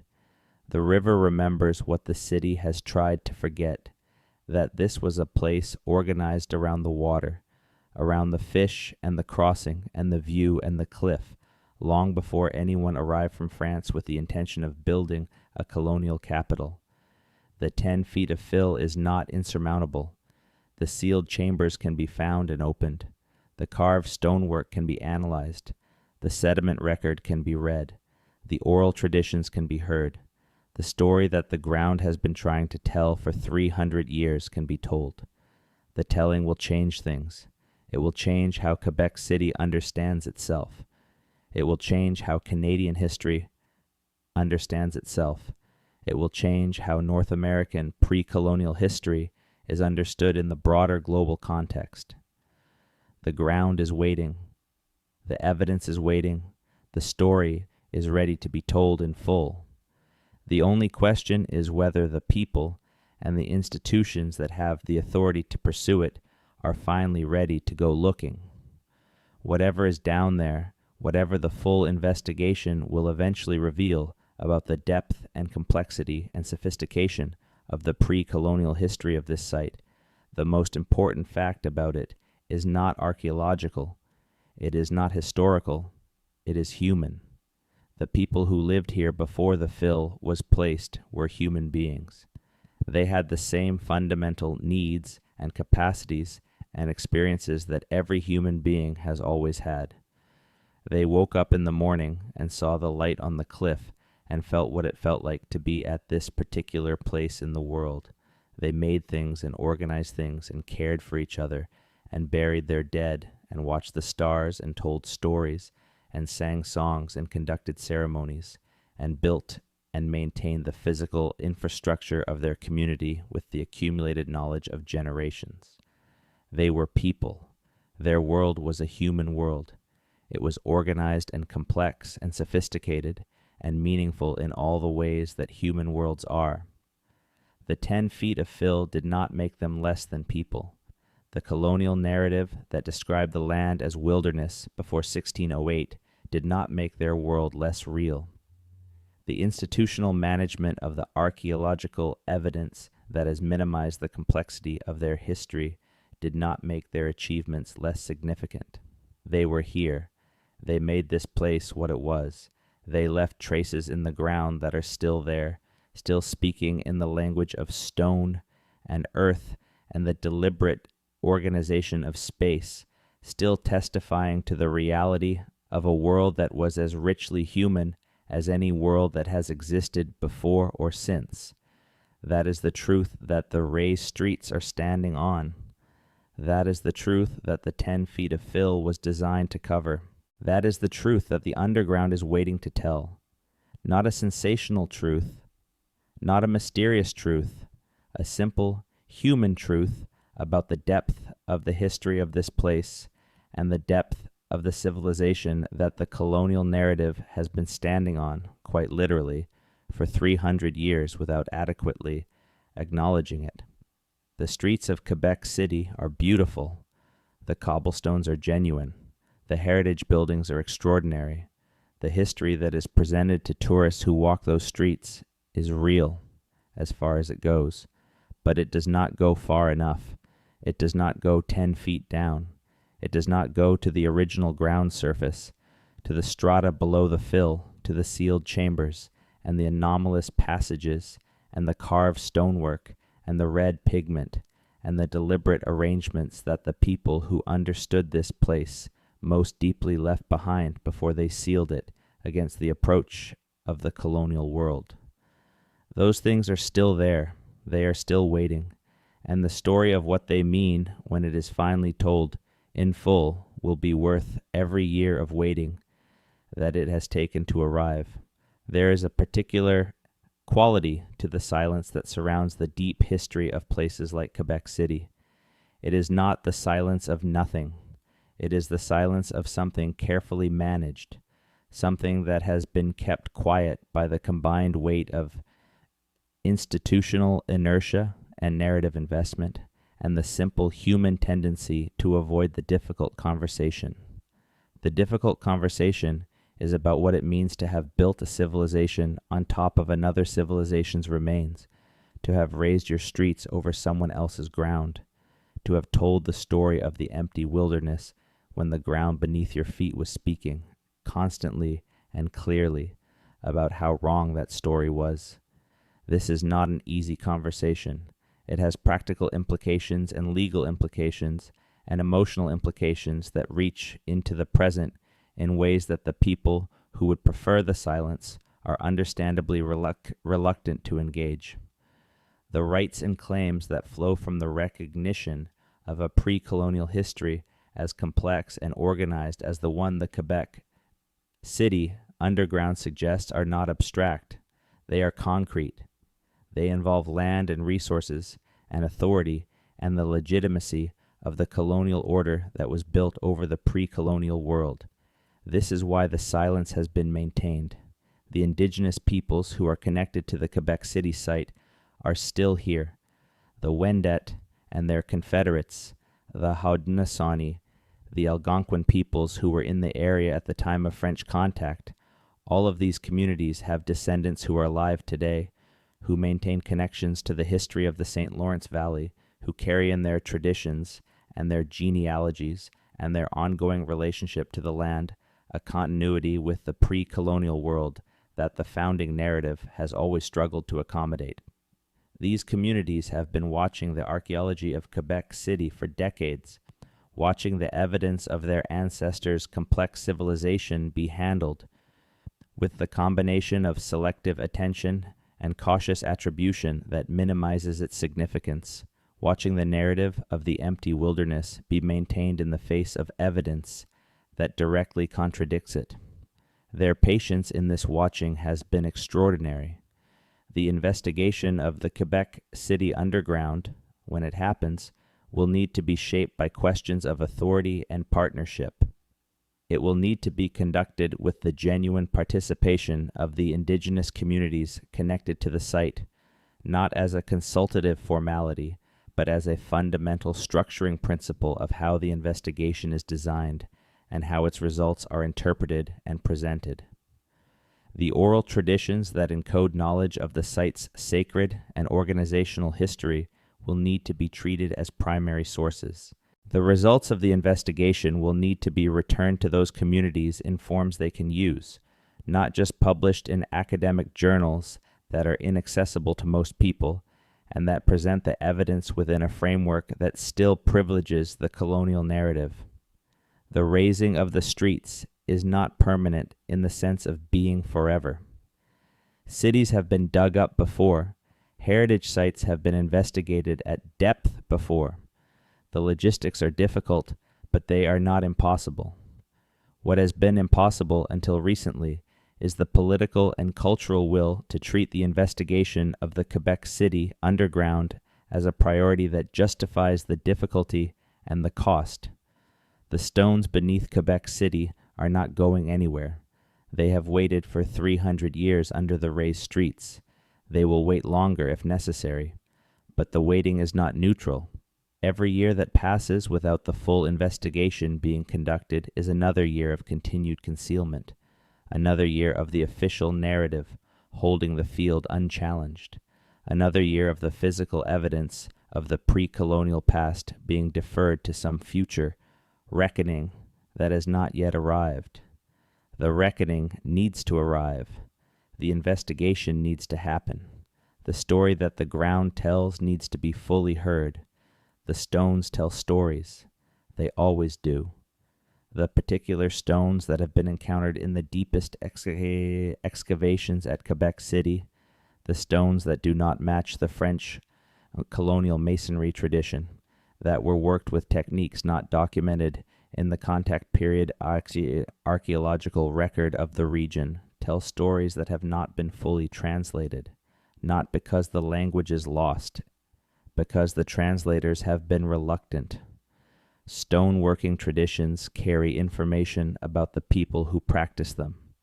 The selection of stone type, the methods of quarrying and shaping, the forms into which stone is worked, all of these carry cultural information that skilled analysis can read. When archaeologists find stonework in a context where it does not belong, where the technique does not match the known tradition for the time and place, they are encountering something that the existing framework cannot account for. The responsible response is to investigate, to pursue the anomaly, to ask what it means and where it comes from. The institutional response, at sites like Quebec City, where the stakes of the narrative are high, has too often been to contain the anomaly, to attribute it cautiously to the nearest known tradition, without fully examining whether the attribution holds, and to move on. The carved stonework described in the accounts from the Quebec City underground spans a range of forms. There are architectural elements, pieces clearly designed to be part of a constructed space. There are what appear to be decorative or symbolic pieces, objects whose form exceeds what purely functional stones working would produce. And there are pieces that look like nothing in the documented pre-contact or early colonial material culture of the region, pieces whose form and working technique place them outside the known traditions in ways that the cautious interpretive language of mainstream archaeology struggles to handle. The existence of these pieces is documented, not widely publicized, not prominently featured in the public narrative of Quebec City's history, but documented in the archaeological literature, in museum collections, in the gray literature of unpublished reports. They are there, and the fact that they are there at Quebec City, at one of the most significant geographic locations in northeastern North America, at a site whose pre-colonial history spans millennia and whose underground has been only partially investigated, means that the story of what Quebec City is built on is not finished. The full story, when it is finally assembled, will require the revision of assumptions that have been fundamental to the official history of this site and of this country. It will require a reckoning with the depth and sophistication of the pre-colonial history of one of the most important geographic locations in northeastern North America. It will require, in other words, exactly the kind of honest engagement with the full complexity of the past that the fill was designed, at least in part, to prevent. The streets of Quebec City were raised by 10 feet. What is beneath them has never been shown. But what is down there is the complete human history of a place that has been human for 10,000 years and more, compressed into the earth, waiting in the stone, intact in the ways that the ground preserves what it holds. And the telling of it, when it finally comes, will change what we know about this place, about this country, about the long pre-colonial history of this continent, and about the depth of human organization and architectural ambition that existed in North America long before any European ship found its way to this shore. The ground is patient. The cliff is standing. The river is moving. The light comes from the east every morning the same way it has always come. And somewhere below the raised streets of Quebec City, below the cobblestones and the fill and the centuries of carefully maintained narrative, the older world is intact, sealed, preserved, patient, and more than ready for the moment when the asking finally matches the depth of the answer that is down there, 10 feet down. And the full story of this place is waiting to be told. The long history of consistent significance at specific locations within the Quebec City archaeological area, also provides context for the oral traditions of the peoples whose ancestors used this site. When those traditions describe specific locations as powerful or sacred, those descriptions are not random. They are the distillation of centuries of consistent experience of those locations as significant, an experience that was encoded in the tradition precisely because the physical character of the locations justified and sustained their significance. The oral traditions are not independent of the archaeological evidence. They are two different records of the same reality, the long history of organized intentional use of a set of significant locations at the narrows of the St. Lawrence. The most powerful single piece of evidence for this argument is not any individual find or any single account. It is the convergence of the multiple lines of evidence, the pattern of anomalous underground features documented over 3 centuries of construction and excavation, the oral traditions of the peoples connected to this place, the spatial organization visible in the excavated material across multiple time periods, the geographic logic of the site, the broader regional context of sophisticated, organized occupation of significant landscape features in the St. Lawrence Valley. All of these lines of evidence point in the same direction. They point toward a site with a depth and complexity of occupation that the standard narrative has never fully accommodated, and whose underground holds a record of that occupation that is still largely unread. There is something that no map of Quebec City shows and no guidebook describes. It is not a secret exactly, but it is not common knowledge either. It is the fact that in certain locations in the lower town, the ground level changes not because the terrain changes, but because the decision was made, at a specific point in the 17th and 18th centuries, to change it, to bring the street up, to raise the grade, to cover what was there and create a new surface. The consequences of that decision are everywhere in certain parts of the city if you know how to look for them. A building that sits lower than the road in front of it, requiring a step down to enter from the street level. A lane that is narrower at the top than at the bottom, where the original passage survives as a cut in the sandstone and the schist. A set of stairs that leads not to a cellar, but to what was obviously, from the proportions and the construction, the original ground floor. A basement that is too large and too well finished to be a true basement, that was clearly designed as a functional room above the ground, not below it. These physical anomalies are the traces of the raising. They are present in the affected areas of the lower town. Most people who encounter them do not register them as historical evidence.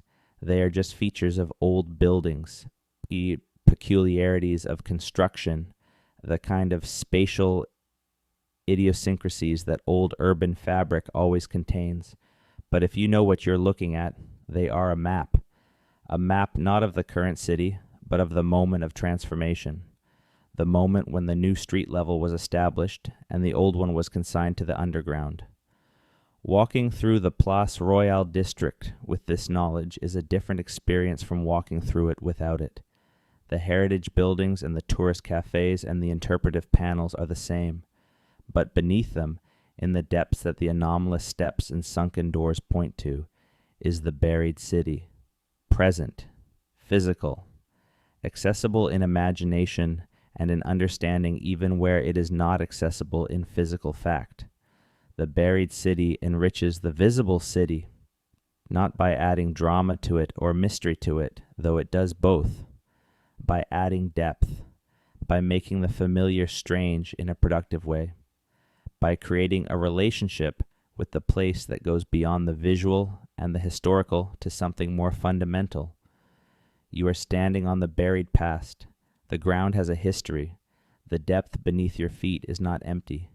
It is full of the people who lived and worked and struggled in this place before the fill went in, full of the objects they used and the structures they built and the traces they left on the surfaces they inhabited, full of the aboriginal landscape that existed before any of that, the landscape of springs and pathways and fish traps and ceremonial sites, and 10,000 years of sustained human presence in a place of extraordinary beauty and geographic power.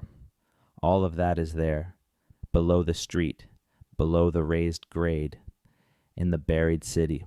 There is a specific dimension of the water management question at Quebec City that deserves extended treatment because it connects the practical history of the site to the deeper history of organized human occupation at this location. The St. Lawrence Iroquoians, at the scale of settlement that Cartier described at Stadacona, would have needed to manage water. Their village was at or near the base of a cliff with springs and with the seasonal flooding of the St. Lawrence to contend with. The development of water management features, channels and drainage and cisterns in the physical infrastructure of their settlement is not implausible. It would be consistent with the organization of settlement infrastructure that has been documented at Iroquoian sites elsewhere. But the descriptions of the water management features in the Quebec City underground are not all consistent with what would be expected from a single contact period Iroquoian village. Some of them describe features whose scale and apparent complexity go beyond what would be needed for a single village's water management. Some describe the integration of natural spring sources with constructed channels in ways that suggest a long-term, carefully planned relationship with the site's hydrology rather than an ad hoc response to immediate needs. And some describe the features in terms that suggest they were part of an integrated system, extending through the underground of the site at a scale that would have required significant labor investment over an extended period. The hydrology of the Quebec City site is complex. The cliff contains springs. The substrate of the lower town is permeable in some areas and holds water. The underground of the site has been shaped by the interaction of these natural water sources with the constructed features of multiple periods of occupation, each of which has modified the drainage patterns in ways that have been compounded over time. Understanding the hydrology of the site as it existed in the pre-colonial period before the French colonial construction modified it and before the fill operations transformed it would require exactly the kind of geoarchaeological investigation that has been discussed throughout this account.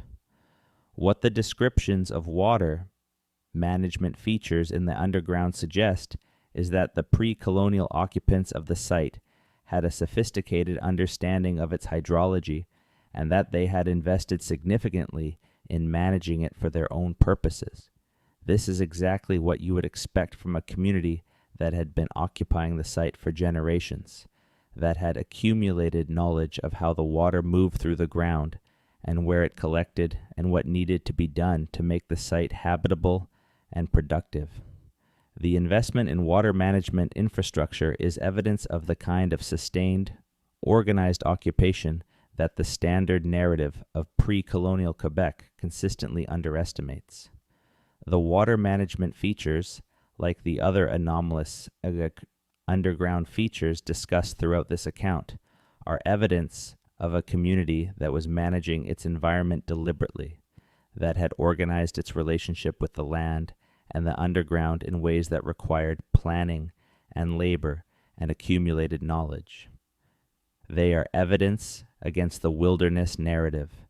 They are evidence for the depth and organization of the pre-colonial history of this place, and they are, like everything else in the Quebec City underground, still there, modified by 3 centuries of subsequent construction and hydrology, but present in the sediment record and in the physical remains of the constructed features themselves.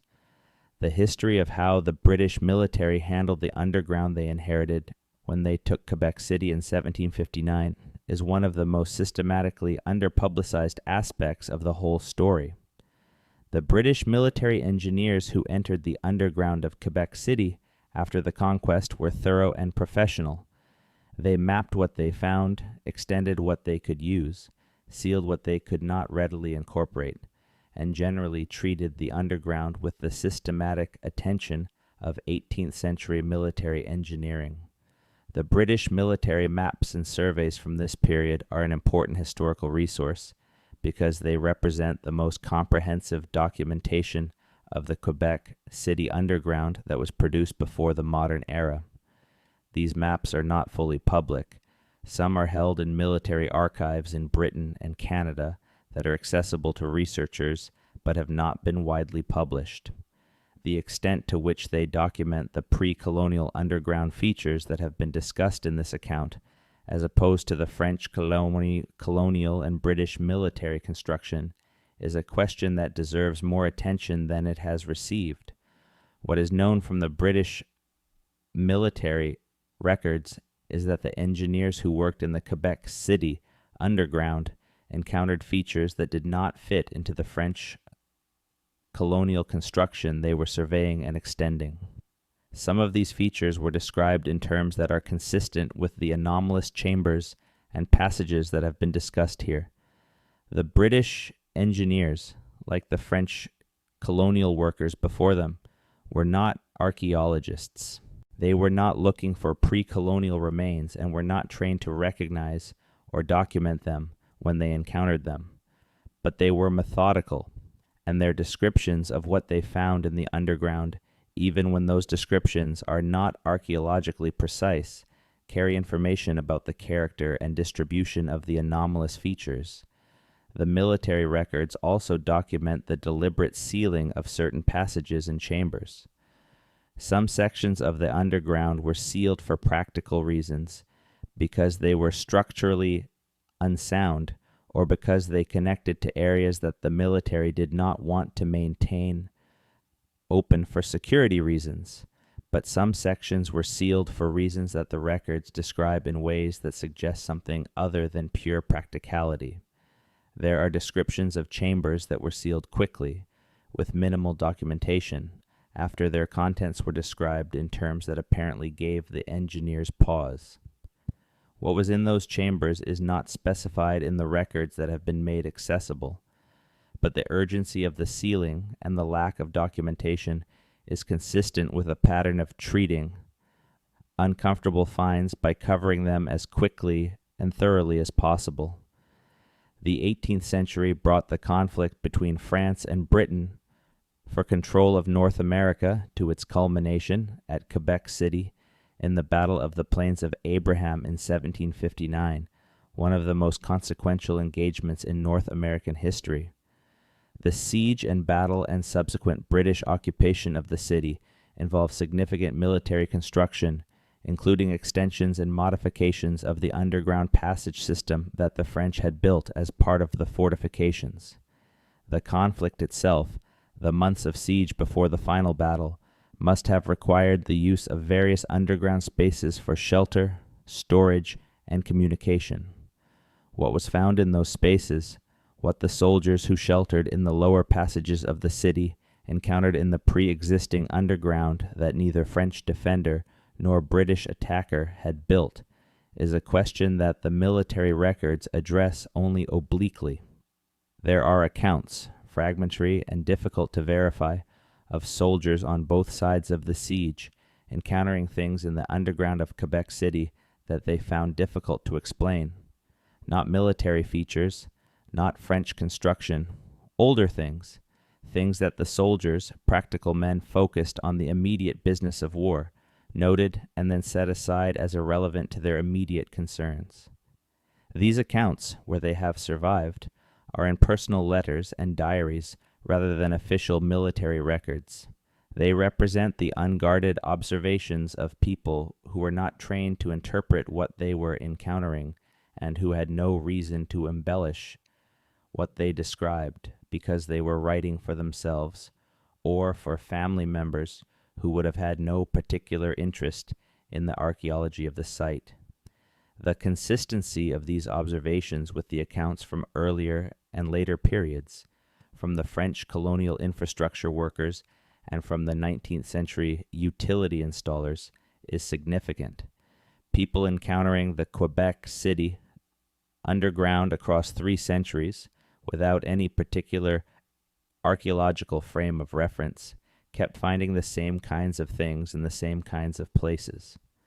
Not because they were all telling the same story, because the things were actually there, and the places were actually there, and the underground of Quebec City was actually organized in ways that the people who encountered it consistently found unexpected and difficult to account for within the frameworks they had available.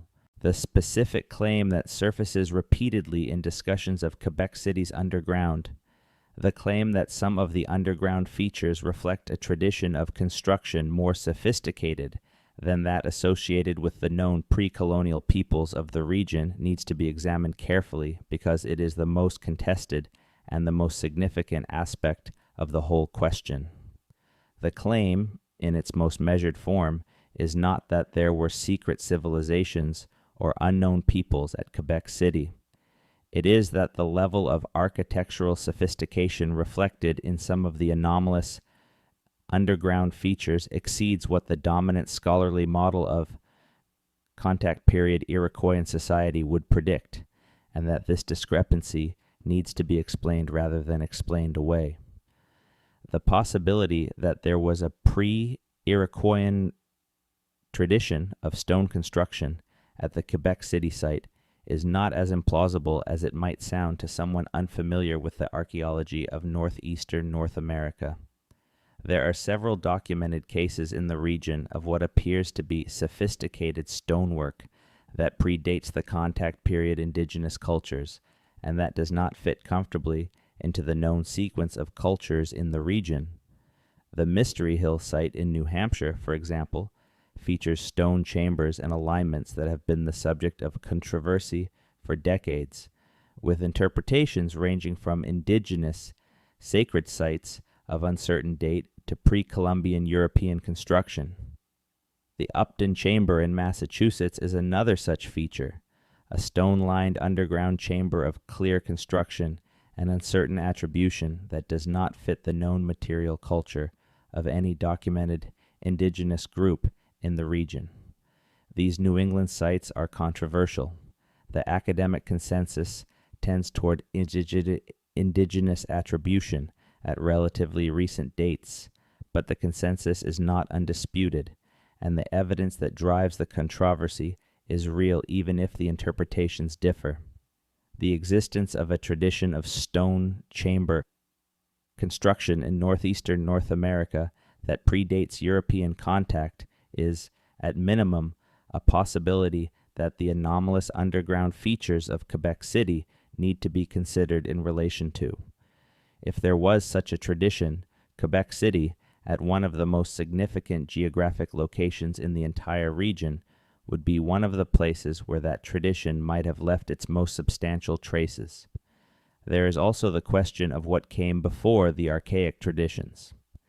The Paleo-Indian period at the Quebec City site, the period of the earliest human presence after the glacial retreat, is almost entirely undocumented at the specific location of the city. The reasons for this, as discussed earlier, are partly the transformation of the landscape during and after the Champlain Sea phase, and partly the depth of the Paleo-Indian deposits below the layers of subsequent occupation that make them essentially inaccessible in the urban context. But the geography of the site, the extraordinary strategic and symbolic position of Cap Diamant at the narrows of the St. Lawrence, makes it highly probable that Paleo-Indian people knew and used this location. If Paleo-Indian use of the site can be established through deep excavation or through geoarchaeological analysis of the sediment record, it would extend the documented human history of this location by several thousand years beyond what is currently confirmed. The implications for the interpretation of the underground features would be significant. A site with a confirmed human presence, extending back to the earliest post-glacial occupation of the region, is a site where the possibility of very ancient, very deeply buried cultural features cannot be dismissed as improbable. The underground at Quebec City could, in principle, contain features from every period of human occupation of the site, from the Paleo-Indian through the contact period. The investigation that would reveal what is actually there has simply not been done. And geoarchaeology, the application of geological methods to archaeological questions, has in recent decades produced some of the most important revisions to our understanding of pre-colonial North American occupation.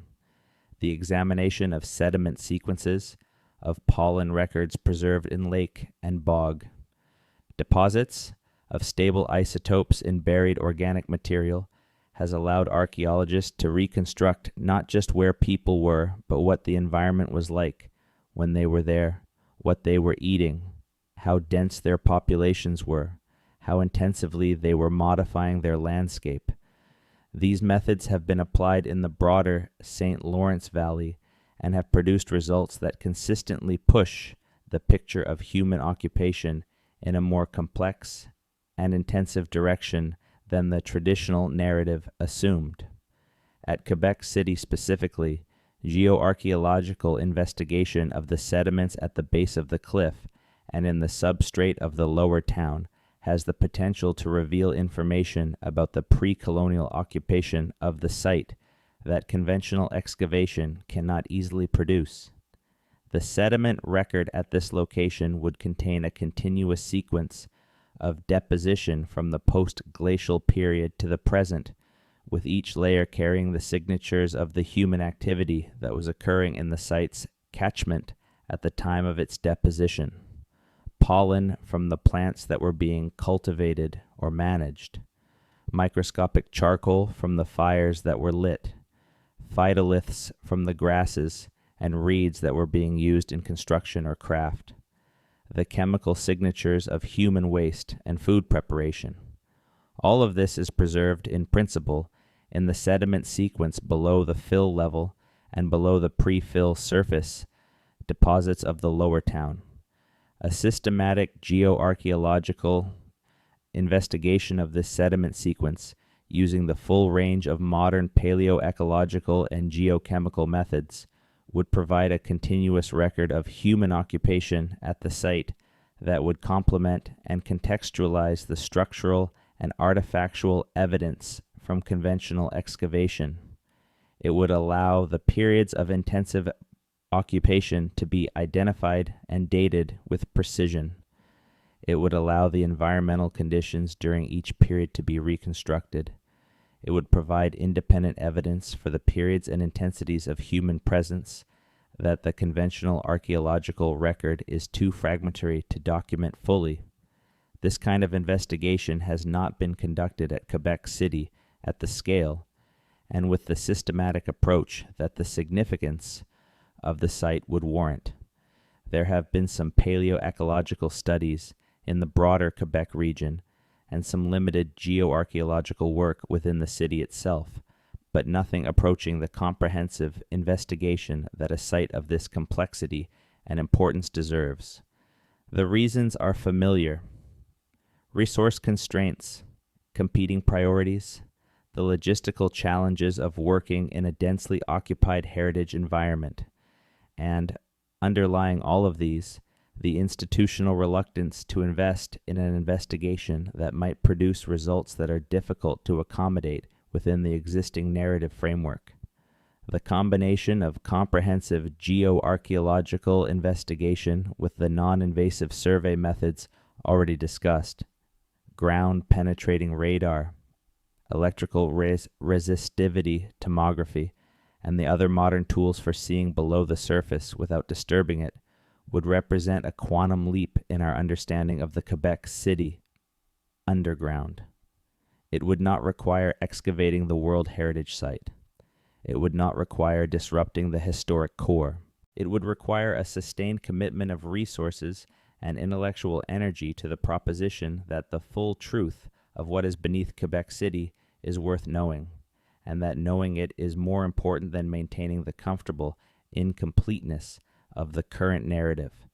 There is a man named Samuel de Champlain who is treated, in the official history of Quebec City, as the beginning.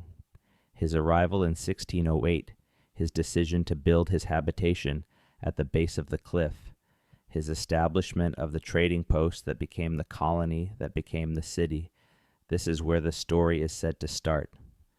And Champlain was extraordinary. His journals are remarkable documents. His understanding of the geography of northeastern North America was sophisticated and carefully developed over years of exploration. He is not a figure to be diminished. But Champlain himself knew that he was not at an empty place. His journals describe an inhabited landscape. They describe indigenous peoples in specific locations, with specific knowledge of the territory, with social and political structures that he worked hard to understand and to navigate. He did not arrive at wilderness. He arrived at a place that was already organized, already meaningful, already known to the people he encountered as a place with history and significance that predated his arrival by an enormous margin. What Champlain found when he dug his foundations, what the ground told him when it was opened for the first time by his workers' tools, is something he chose not to write about in the terms that would have been most informative to us. His silence about the contents of the ground is a silence of choice, not a silence of ignorance. He was building a narrative of founding and of beginning, and the evidence of what had been there before was not compatible with that narrative in the clean and useful way that the story he was constructing required. This is not a condemnation of Champlain. It is an observation about the conditions under which historical narratives are produced. The people who write histories write them for purposes that shape what they include and what they exclude.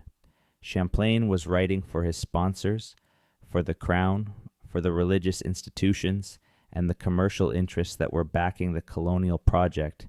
He was writing to establish the legitimacy of the settlement, to demonstrate its value, to secure its future. In that context, dwelling on the evidence of prior, complex occupation of the land was not useful, so he wrote around it, and the official history of Quebec City has been writing around it ever since. The writing around it ends with the honest investigation of the underground. When the sealed chambers are opened, when the anomalous stonework is analyzed, when the sediment record is read from the bottom to the top, when the oral traditions of the Wendat and their relatives are given the weight they deserve as historical evidence, the writing around will no longer be possible. The full story will demand to be told, and the full story, from the post-glacial morning to the raising of the streets to the present, will be incomparably richer, incomparably more significant, and incomparably more human than the truncated version that begins at 1608. Quebec City is ready for this story. Its inhabitants, the French Canadians who have built their cultural identity in part on the history of this place, have a deeper and more secure foundation for that identity than they may realize.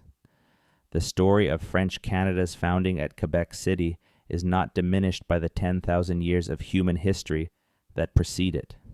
It is deepened by them. The place that Champlain chose to build his habitation was not an accident of geography. It was a place that had been recognized as significant, had been organized and developed, and made meaningful by every community that had occupied it before him. The French colonial settlement at Quebec City was the latest expression of an importance that the place had always possessed. The history beneath the founding is not a challenge to the founding. It is its deepest context. The last layer, the one just above the bedrock, the one where the oldest human presence at this site would be found if the excavation went deep enough and the preservation had been adequate. Below the archaic deposits, below the Paleo-Indian traces, fragile and sparse as they would be after 10,000 years of burial, getting close to the bedrock of Cap Diamant itself, to the rock that the river has been washing past since the ice retreated and the land rebounded and the narrows of the St. Lawrence took the shape they have today.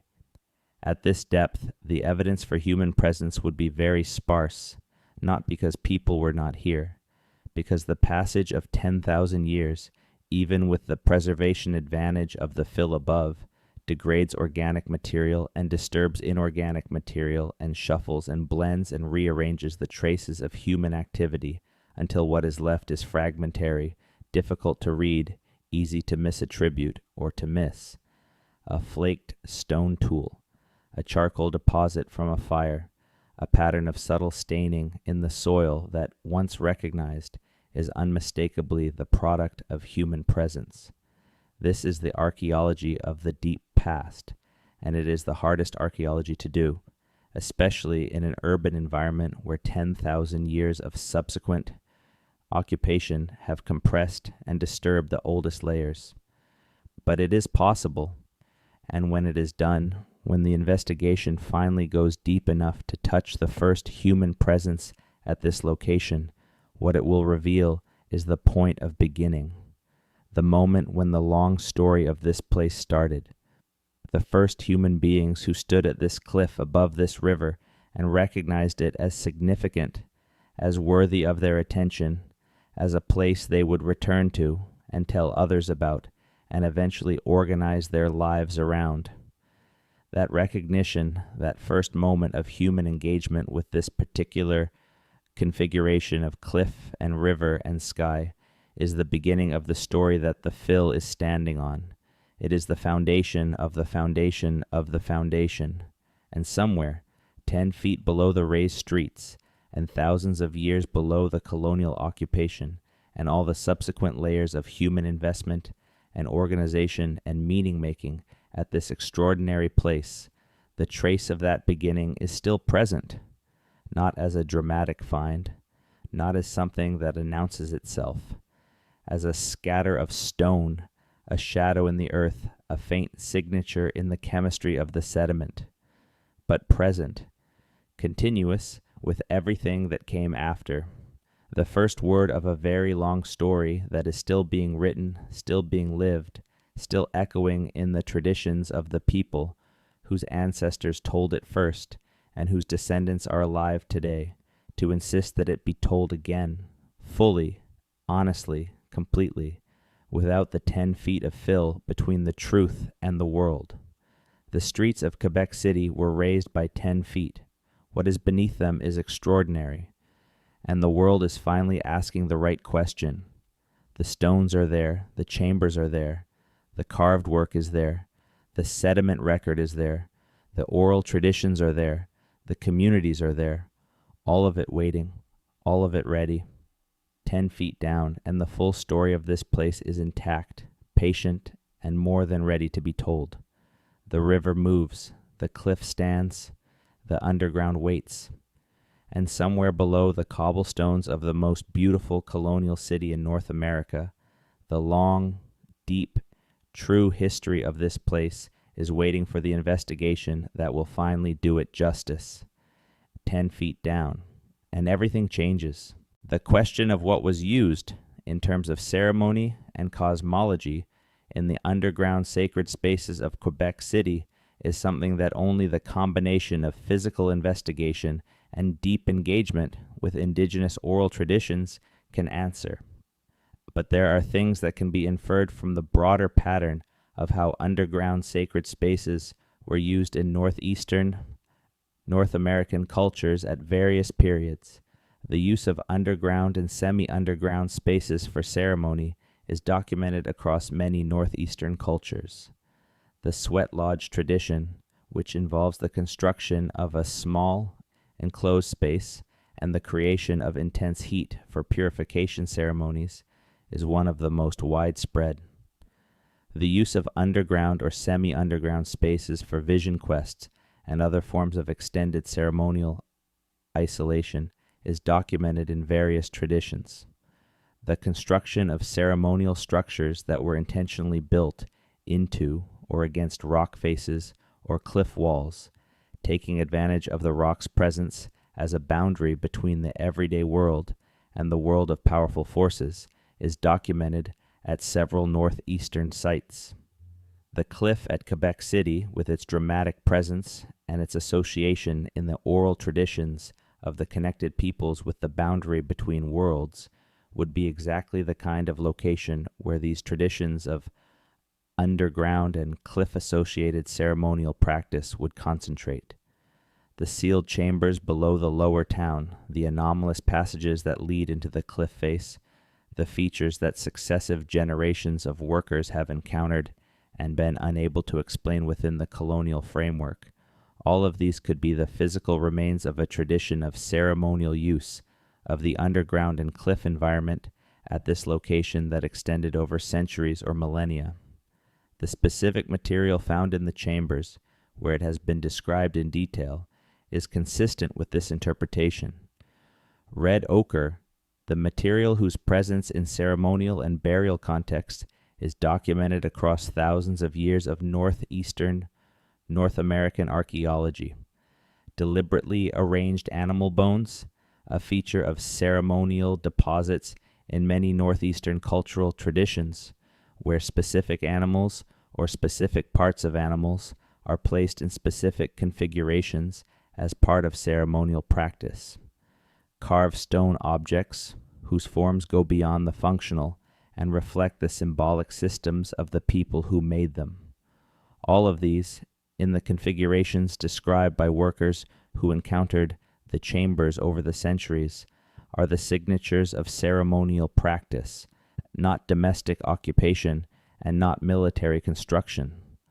The ceremonial significance of the site has not ended with the colonial occupation. The indigenous communities connected to Quebec City maintain living ceremonial traditions that are connected to the landscape of the St. Lawrence Valley, including the specific landscape of the Narrows at Cap Diamant. The relationship between the living tradition and the physical remains in the underground is not one of museum exhibit to visitor. It is one of living practice to physical context. The underground sacred spaces at Quebec City are not just archaeological sites. They are, from the perspective of the communities connected to them, places that are still sacred, still significant, still deserving of the respect and care that the tradition has always given them. This is why the investigation of the Quebec City underground is not simply an archaeological project. It is a project that involves the relationship between living communities and the physical remains of their ancestral practice. The communities have rights and responsibilities in relation to those remains that go beyond what the formal legal frameworks of heritage management fully recognize. The investigation needs to be structured in a way that honors those rights and responsibilities, that treats the communities not as stakeholders to be consulted, but as primary authorities over the investigation and interpretation of the sacred spaces of their ancestors. Consider what it means to walk on raised ground. Every step you take in the lower town of Quebec City is a step on a surface that was created by human decision. The ground you are walking on is not the original ground. It is a constructed surface placed there by colonial engineers in the 17th and 18th centuries to solve a flooding problem and, as this account has argued, to accomplish something else at the same time. You are walking on the deliberate burial of a world. This is a strange thing to contemplate as you move through the narrow streets of the lower town, with their charming colonial architecture and their tourist infrastructure. The cobblestones are genuine. The heritage buildings are extraordinary. The history that is presented to the visitors who walk these streets is real as far as it goes, but it does not go 10 feet down. It does not go to the original ground surface, to the strata below the fill, to the sealed chambers and the anomalous passages and the carved stonework and the red pigment and the deliberate arrangements that the people who understood this place most deeply left behind before they sealed it against the approach of the colonial world. The peculiar quality of walking on raised ground is the quality of walking on a decision. Every city is, in some sense, a decision made physical. The decision to occupy this place rather than another, to build this way rather than another, to organize space according to this logic rather than another. But most cities do not make the act of decision as visible as Quebec City does, because most cities did not deliberately bury a prior world as the foundation for their own. Quebec City did. The 10 feet of fill is the material expression of a decision, the decision to raise the streets, and everything that decision meant practically and symbolically, compressed into the physical relationship between the current surface and the original ground. Walking through the lower town with the knowledge of what is beneath it is an act of historical consciousness. It is the experience of being simultaneously in the present and in the past, of inhabiting a city that is also a burial, of moving through a space that is simultaneously the surface of the present and the cover of something much older and much more complex. This experience, this specific form of historical consciousness, is one of the things that the full telling of the buried city story makes possible. It makes the familiar strange in the way that genuine historical understanding always does, by revealing the depth and complexity that lies beneath the surfaces of everyday life. The surface of everyday life in Quebec City is beautiful. The heritage environment that has been created and maintained in the lower town and the upper town is genuinely extraordinary. The preservation of the visible colonial fabric of the city is a remarkable achievement of heritage management. But the preservation of the visible has come at the cost of the acknowledgement of the invisible, the buried world beneath the raised streets, and that cost has been borne primarily by the communities whose ancestors' history is the most ancient and the most deeply buried. The rectification of that cost does not require tearing up the cobblestones. It does not require demolishing the heritage buildings. It requires the investigation that would reveal what is below them, the acknowledgement that what is below them is as significant as what is above them, and the honest integration of the full story from the deepest buried layers to the current surface into the historical identity of the place. This is not a small ask, but it is a proportionate response to the scale of what has been concealed and the duration of the concealment. The river will still be moving when the investigation begins. The cliff will still be standing. The morning light will still come from the east across the water and climb the rock the same way it has always climbed it. And under the raised streets, under the fill and the centuries and the weight of everything that has been placed over it, the long human story of this place will still be there, exactly as complete as it has always been, exactly as patient as stone, exactly as ready as truth always is when the asking finally matches the depth of the answer. The streets of Quebec City were raised by 10 feet.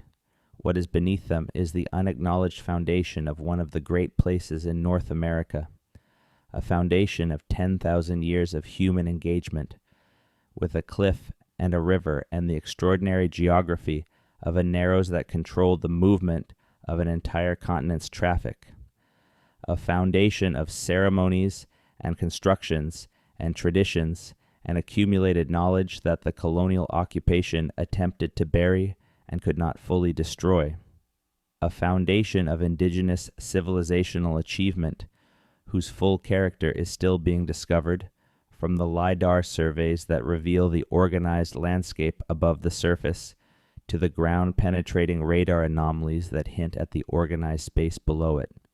The full telling of this story is not only for the academics and the archaeologists, it is for the people who live in Quebec City and who deserve to know what they are living above. It is for the Canadian public who deserve a history of their country that goes deeper than the colonial founding narratives. It is for the indigenous communities whose ancestors' civilization is the foundation of the foundation, whose oral traditions carry the memory of the place as it was before the fill was placed, and whose living ceremonial practice connects them to the underground sacred spaces in ways that no heritage designation fully captures. And it is for everyone anywhere who looks at a beautiful, carefully maintained historical city and wonders what the ground beneath it might be trying to say. The ground is saying something. It has been saying it for 300 years. every time a shovel cut through the fill and found a wall that did not belong, every time a radar survey returned an anomaly that did not match any known structure, every time a worker in a water main trench broke into a space and found red pigment on the floor, the ground has been speaking. The question is only whether anyone will finally listen with enough seriousness and enough honesty and enough willingness to follow the evidence wherever it leads, to hear what the ground has always been saying, 10 feet down. And the full story of this place is waiting, patient, complete, preserved by the weight of everything that has been placed over it, held in trust by the ground for the moment when the asking is finally serious enough to deserve the answer. The streets of Quebec City were raised by 10 feet. What is beneath them has never been shown. But the showing is coming, and when it comes, everything changes, not just for Quebec City, for the understanding of what this continent was before the ships arrived, and what it has always been, and what it will be when the buried story is finally told, in the full, extraordinary, irreducible depth that the ground has always held in trust, 10 feet down, speaking in stone, and the truth of this place is still there, waiting for the ear that is finally willing to hear it. The convergence of these languages is what this account has been attempting to translate, not to prove a single dramatic claim, to demonstrate that the convergence exists, that the pattern is real, that the evidence is substantial and consistent and deserves the serious, sustained, honest investigation that it has never received.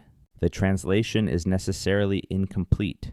The full translation will require the investigation itself, the comprehensive survey, and the targeted excavations, and the integration of oral tradition and physical evidence that the significance of the site demands.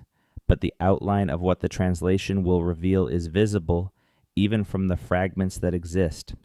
The outline shows a site of extraordinary depth and complexity, a location that has been significant in the organization of human life in northeastern North America for 10,000 years, a site where the pre-colonial occupation was organized and architecturally ambitious in ways that the standard narrative of colonial founding has consistently denied, a site whose underground preserves the physical evidence of that organization, sealed in some areas by deliberate closure, buried in others by the colonial fill operations, but present throughout in configurations that are not random and not accidental and not reducible to the convenient categories that the institutional framework has always reached for when the evidence pushed against the narrative. The outline also shows a story of concealment, not the dramatic concealment of a single decisive act, but the slow, continuous, institutional concealment of a pattern of evidence that was individually manageable, but collectively overwhelming. The workers who found the chambers and reported them were not silenced by powerful interests. They were simply not followed up. The archaeologists who described anomalous features in cautious language were not suppressed. They were simply not challenged to say what the caution was concealing. The engineers who sealed passages quickly after encountering unexpected contents were not acting in bad faith. They were acting in the only way that the institutional framework they inhabited provided for. The framework was not designed to acknowledge what they found, so they sealed it and moved on. This is how institutional concealment works, not through conspiracy, but through structure, not through bad individuals, but through systems that reward certain kinds of knowledge and ignore or marginalize others. The system that has managed the historical knowledge of Quebec City has been structured to produce and maintain a specific narrative, the narrative of French colonial founding, and to handle evidence that complicates that narrative in ways that preserve the narrative rather than revising it. This system has been remarkably effective for 3 centuries.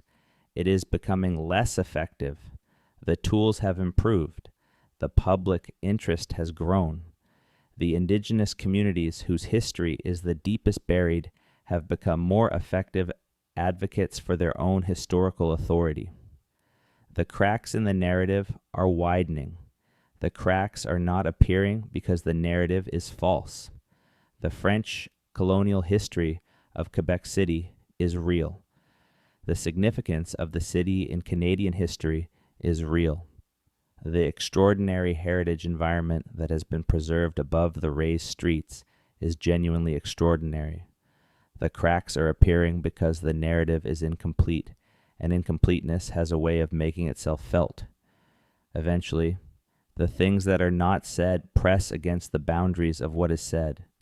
The evidence that is not acknowledged accumulates in the gray literature and in the institutional memory and in the oral traditions until it reaches a critical mass that demands acknowledgement. That critical mass has been reached.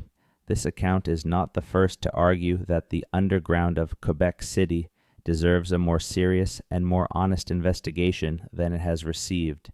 It is part of a growing body of work that is making that argument in various ways and from various angles. The argument is building. The evidence is accumulating. And the moment when the investigation finally happens, when the ground-penetrating radar maps the underground anomalies in detail, when the sealed chambers are opened with care and the proper engagement of the communities whose ancestors made them, when the sediment record is read from the bottom to the top, that moment is closer than it has ever been. The cliff has been watching all of this unfold. Not metaphorically, the rock of Cap Diamant has stood at this particular bend in the St. Lawrence for longer than any human tradition reaches back to measure. It watched the first post-glacial communities discover the Narrows. It watched the archaic peoples develop their ceremonial traditions at its base. It watched the woodland cultures build and maintain the significance of this location over millennia of continuous occupation. It watched Cartier's ships appear around the bend of the river. It watched Champlain's workers dig into the ground that 10,000 years of other people had already shaped and organized and made meaningful. It watched the fill go in, covering the original surface, sealing the older world beneath the newer one. And it has been watching ever since, as the city grew above the buried city and the narrative was built. Above the buried truth.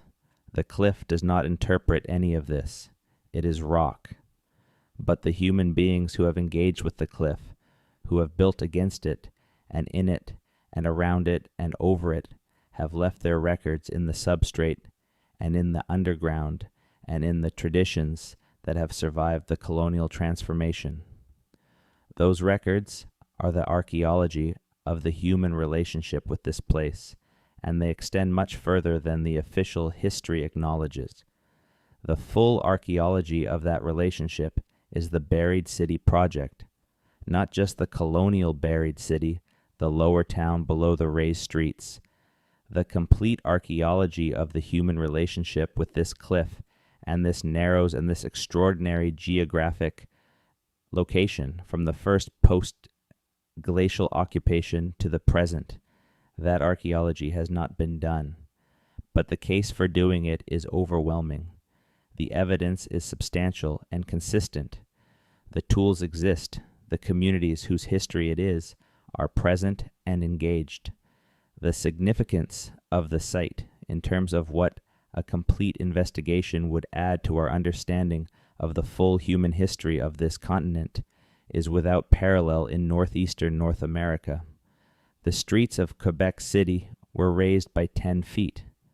What is beneath them has never been shown. The showing is overdue. The evidence is ready. The communities are ready. The tools are ready. The only thing that has not yet been fully ready is the institutional will to pursue what the evidence demands, to acknowledge what the ground has been saying, and to tell the full story that the cliff above the river has been watching unfold for 10,000 years. That will is being built. This account contributes to building it. And when the investigation finally happens, when the full story is finally told, What emerges from beneath the raised streets of Quebec City will be one of the most extraordinary additions to the human record that North American archaeology has ever produced, 10 feet down, and more than ready to be found. The final thing to be said about the underground of Quebec City is the most important thing, the thing that all the archaeological evidence and all the historical documentation and all the oral traditions are pointing toward, the thing that the sealed chambers and the anomalous passages and the carved stonework and the red pigment are all in their different languages trying to say. It is simply this: the people who lived here were extraordinary, not in the sense that they exceeded what is humanly possible, in the sense that they fully inhabited their humanity, that they used the capacities that every human being possesses to build something remarkable in one of the most remarkable places on the continent. They understood the geography they inhabited with a depth and a precision that the colonial occupation never matched. They organized their community, their landscape, their underground, their relationship with the river and the cliff and the stars, with the sophistication that the standard narrative of pre-colonial North America has systematically refused to acknowledge. And they left behind physical evidence of that sophistication that is still present in the ground, still organized, still speaking, 10 feet below the raised streets of a city that was built over their world. The 10 feet of fill has not erased them. It has preserved them. In the conditions of the buried underground, sealed from the weathering of the surface, and from the casual disturbance of everyday occupation, the physical remains of their civilization are in better condition than they would be if the fill had never been placed. The colonial act of erasure was also, inadvertently, an act of preservation. The world that was buried to be forgotten has been preserved to be found. The finding will happen. The investigation will be done. The full story will be told.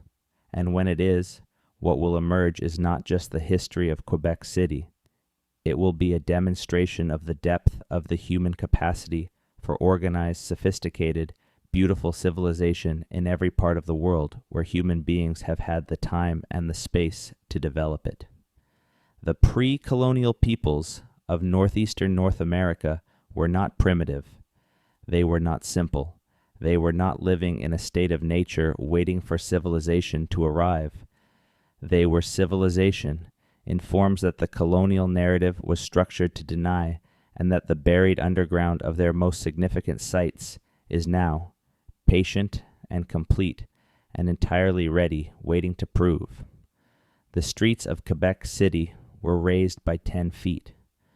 What is beneath them is ready to be shown. The asking has been serious enough. The evidence has been assembled. The communities are waiting. The tools are available. And the ground, 10 feet below the cobblestones of the most beautiful colonial city in North America, is ready to give up the story it has been keeping for 300 years. 10 feet down, and it has always been there, and now, finally, the world is ready to hear what it has to say. The river moves. The cliff stands. The morning light comes from the east, the same way it has always come, illuminating the walls of the city that was built over the world that was there before. And in the underground, in the quiet and the dark and the patient preservation of the sealed and buried past, the full story of this place waits for the investigation that will bring it into the light. That investigation is the obligation of every generation that inherits this extraordinary site. It is the obligation that the evidence demands, and that the communities whose ancestors made the underground deserve. It is the obligation that the full truth of North American history requires, and it is the obligation that this account, and all the accounts like it, is calling forward. The streets of Quebec City were raised by 10 feet. What lies beneath has never been fully shown, but the showing is coming, 10 feet down, and everything that has ever mattered about this place is still there, waiting, patient, complete, and ready for the moment when the question finally matches the depth of the answer. That moment is now. The river knows the answer. It has always known. It moves past the cliff the same way it has moved past it for 10,000 years, carrying whatever the land gives it toward the sea. The cliff knows the answer. It has held the underground against the weight of centuries, and it will hold it still, patient and indifferent, until the investigation comes. And the underground knows the answer best of all. It is the answer, the complete, physical, irreducible truth of what this place has been and what it means, preserved in stone and earth, sealed and ready, waiting in the dark for the light that is finally, at this moment, beginning to approach. The streets of Quebec City were raised by 10 feet. What is beneath them has never been shown in full, but the showing is coming. The ground has been patient for 300 years. The evidence has been accumulating. The communities are present. The tools exist. And the question has finally been asked with enough seriousness to deserve the full depth of the answer that is waiting, 10 feet down, in the stone and the earth and the sealed chambers and the carved work and the red pigment, in everything that the people who understood this place most deeply left behind before they sealed it against the approach of the colonial world. That world sealed itself, and the ground has kept it safe ever since, 10 feet down. And the truth is there, patient, complete, and ready.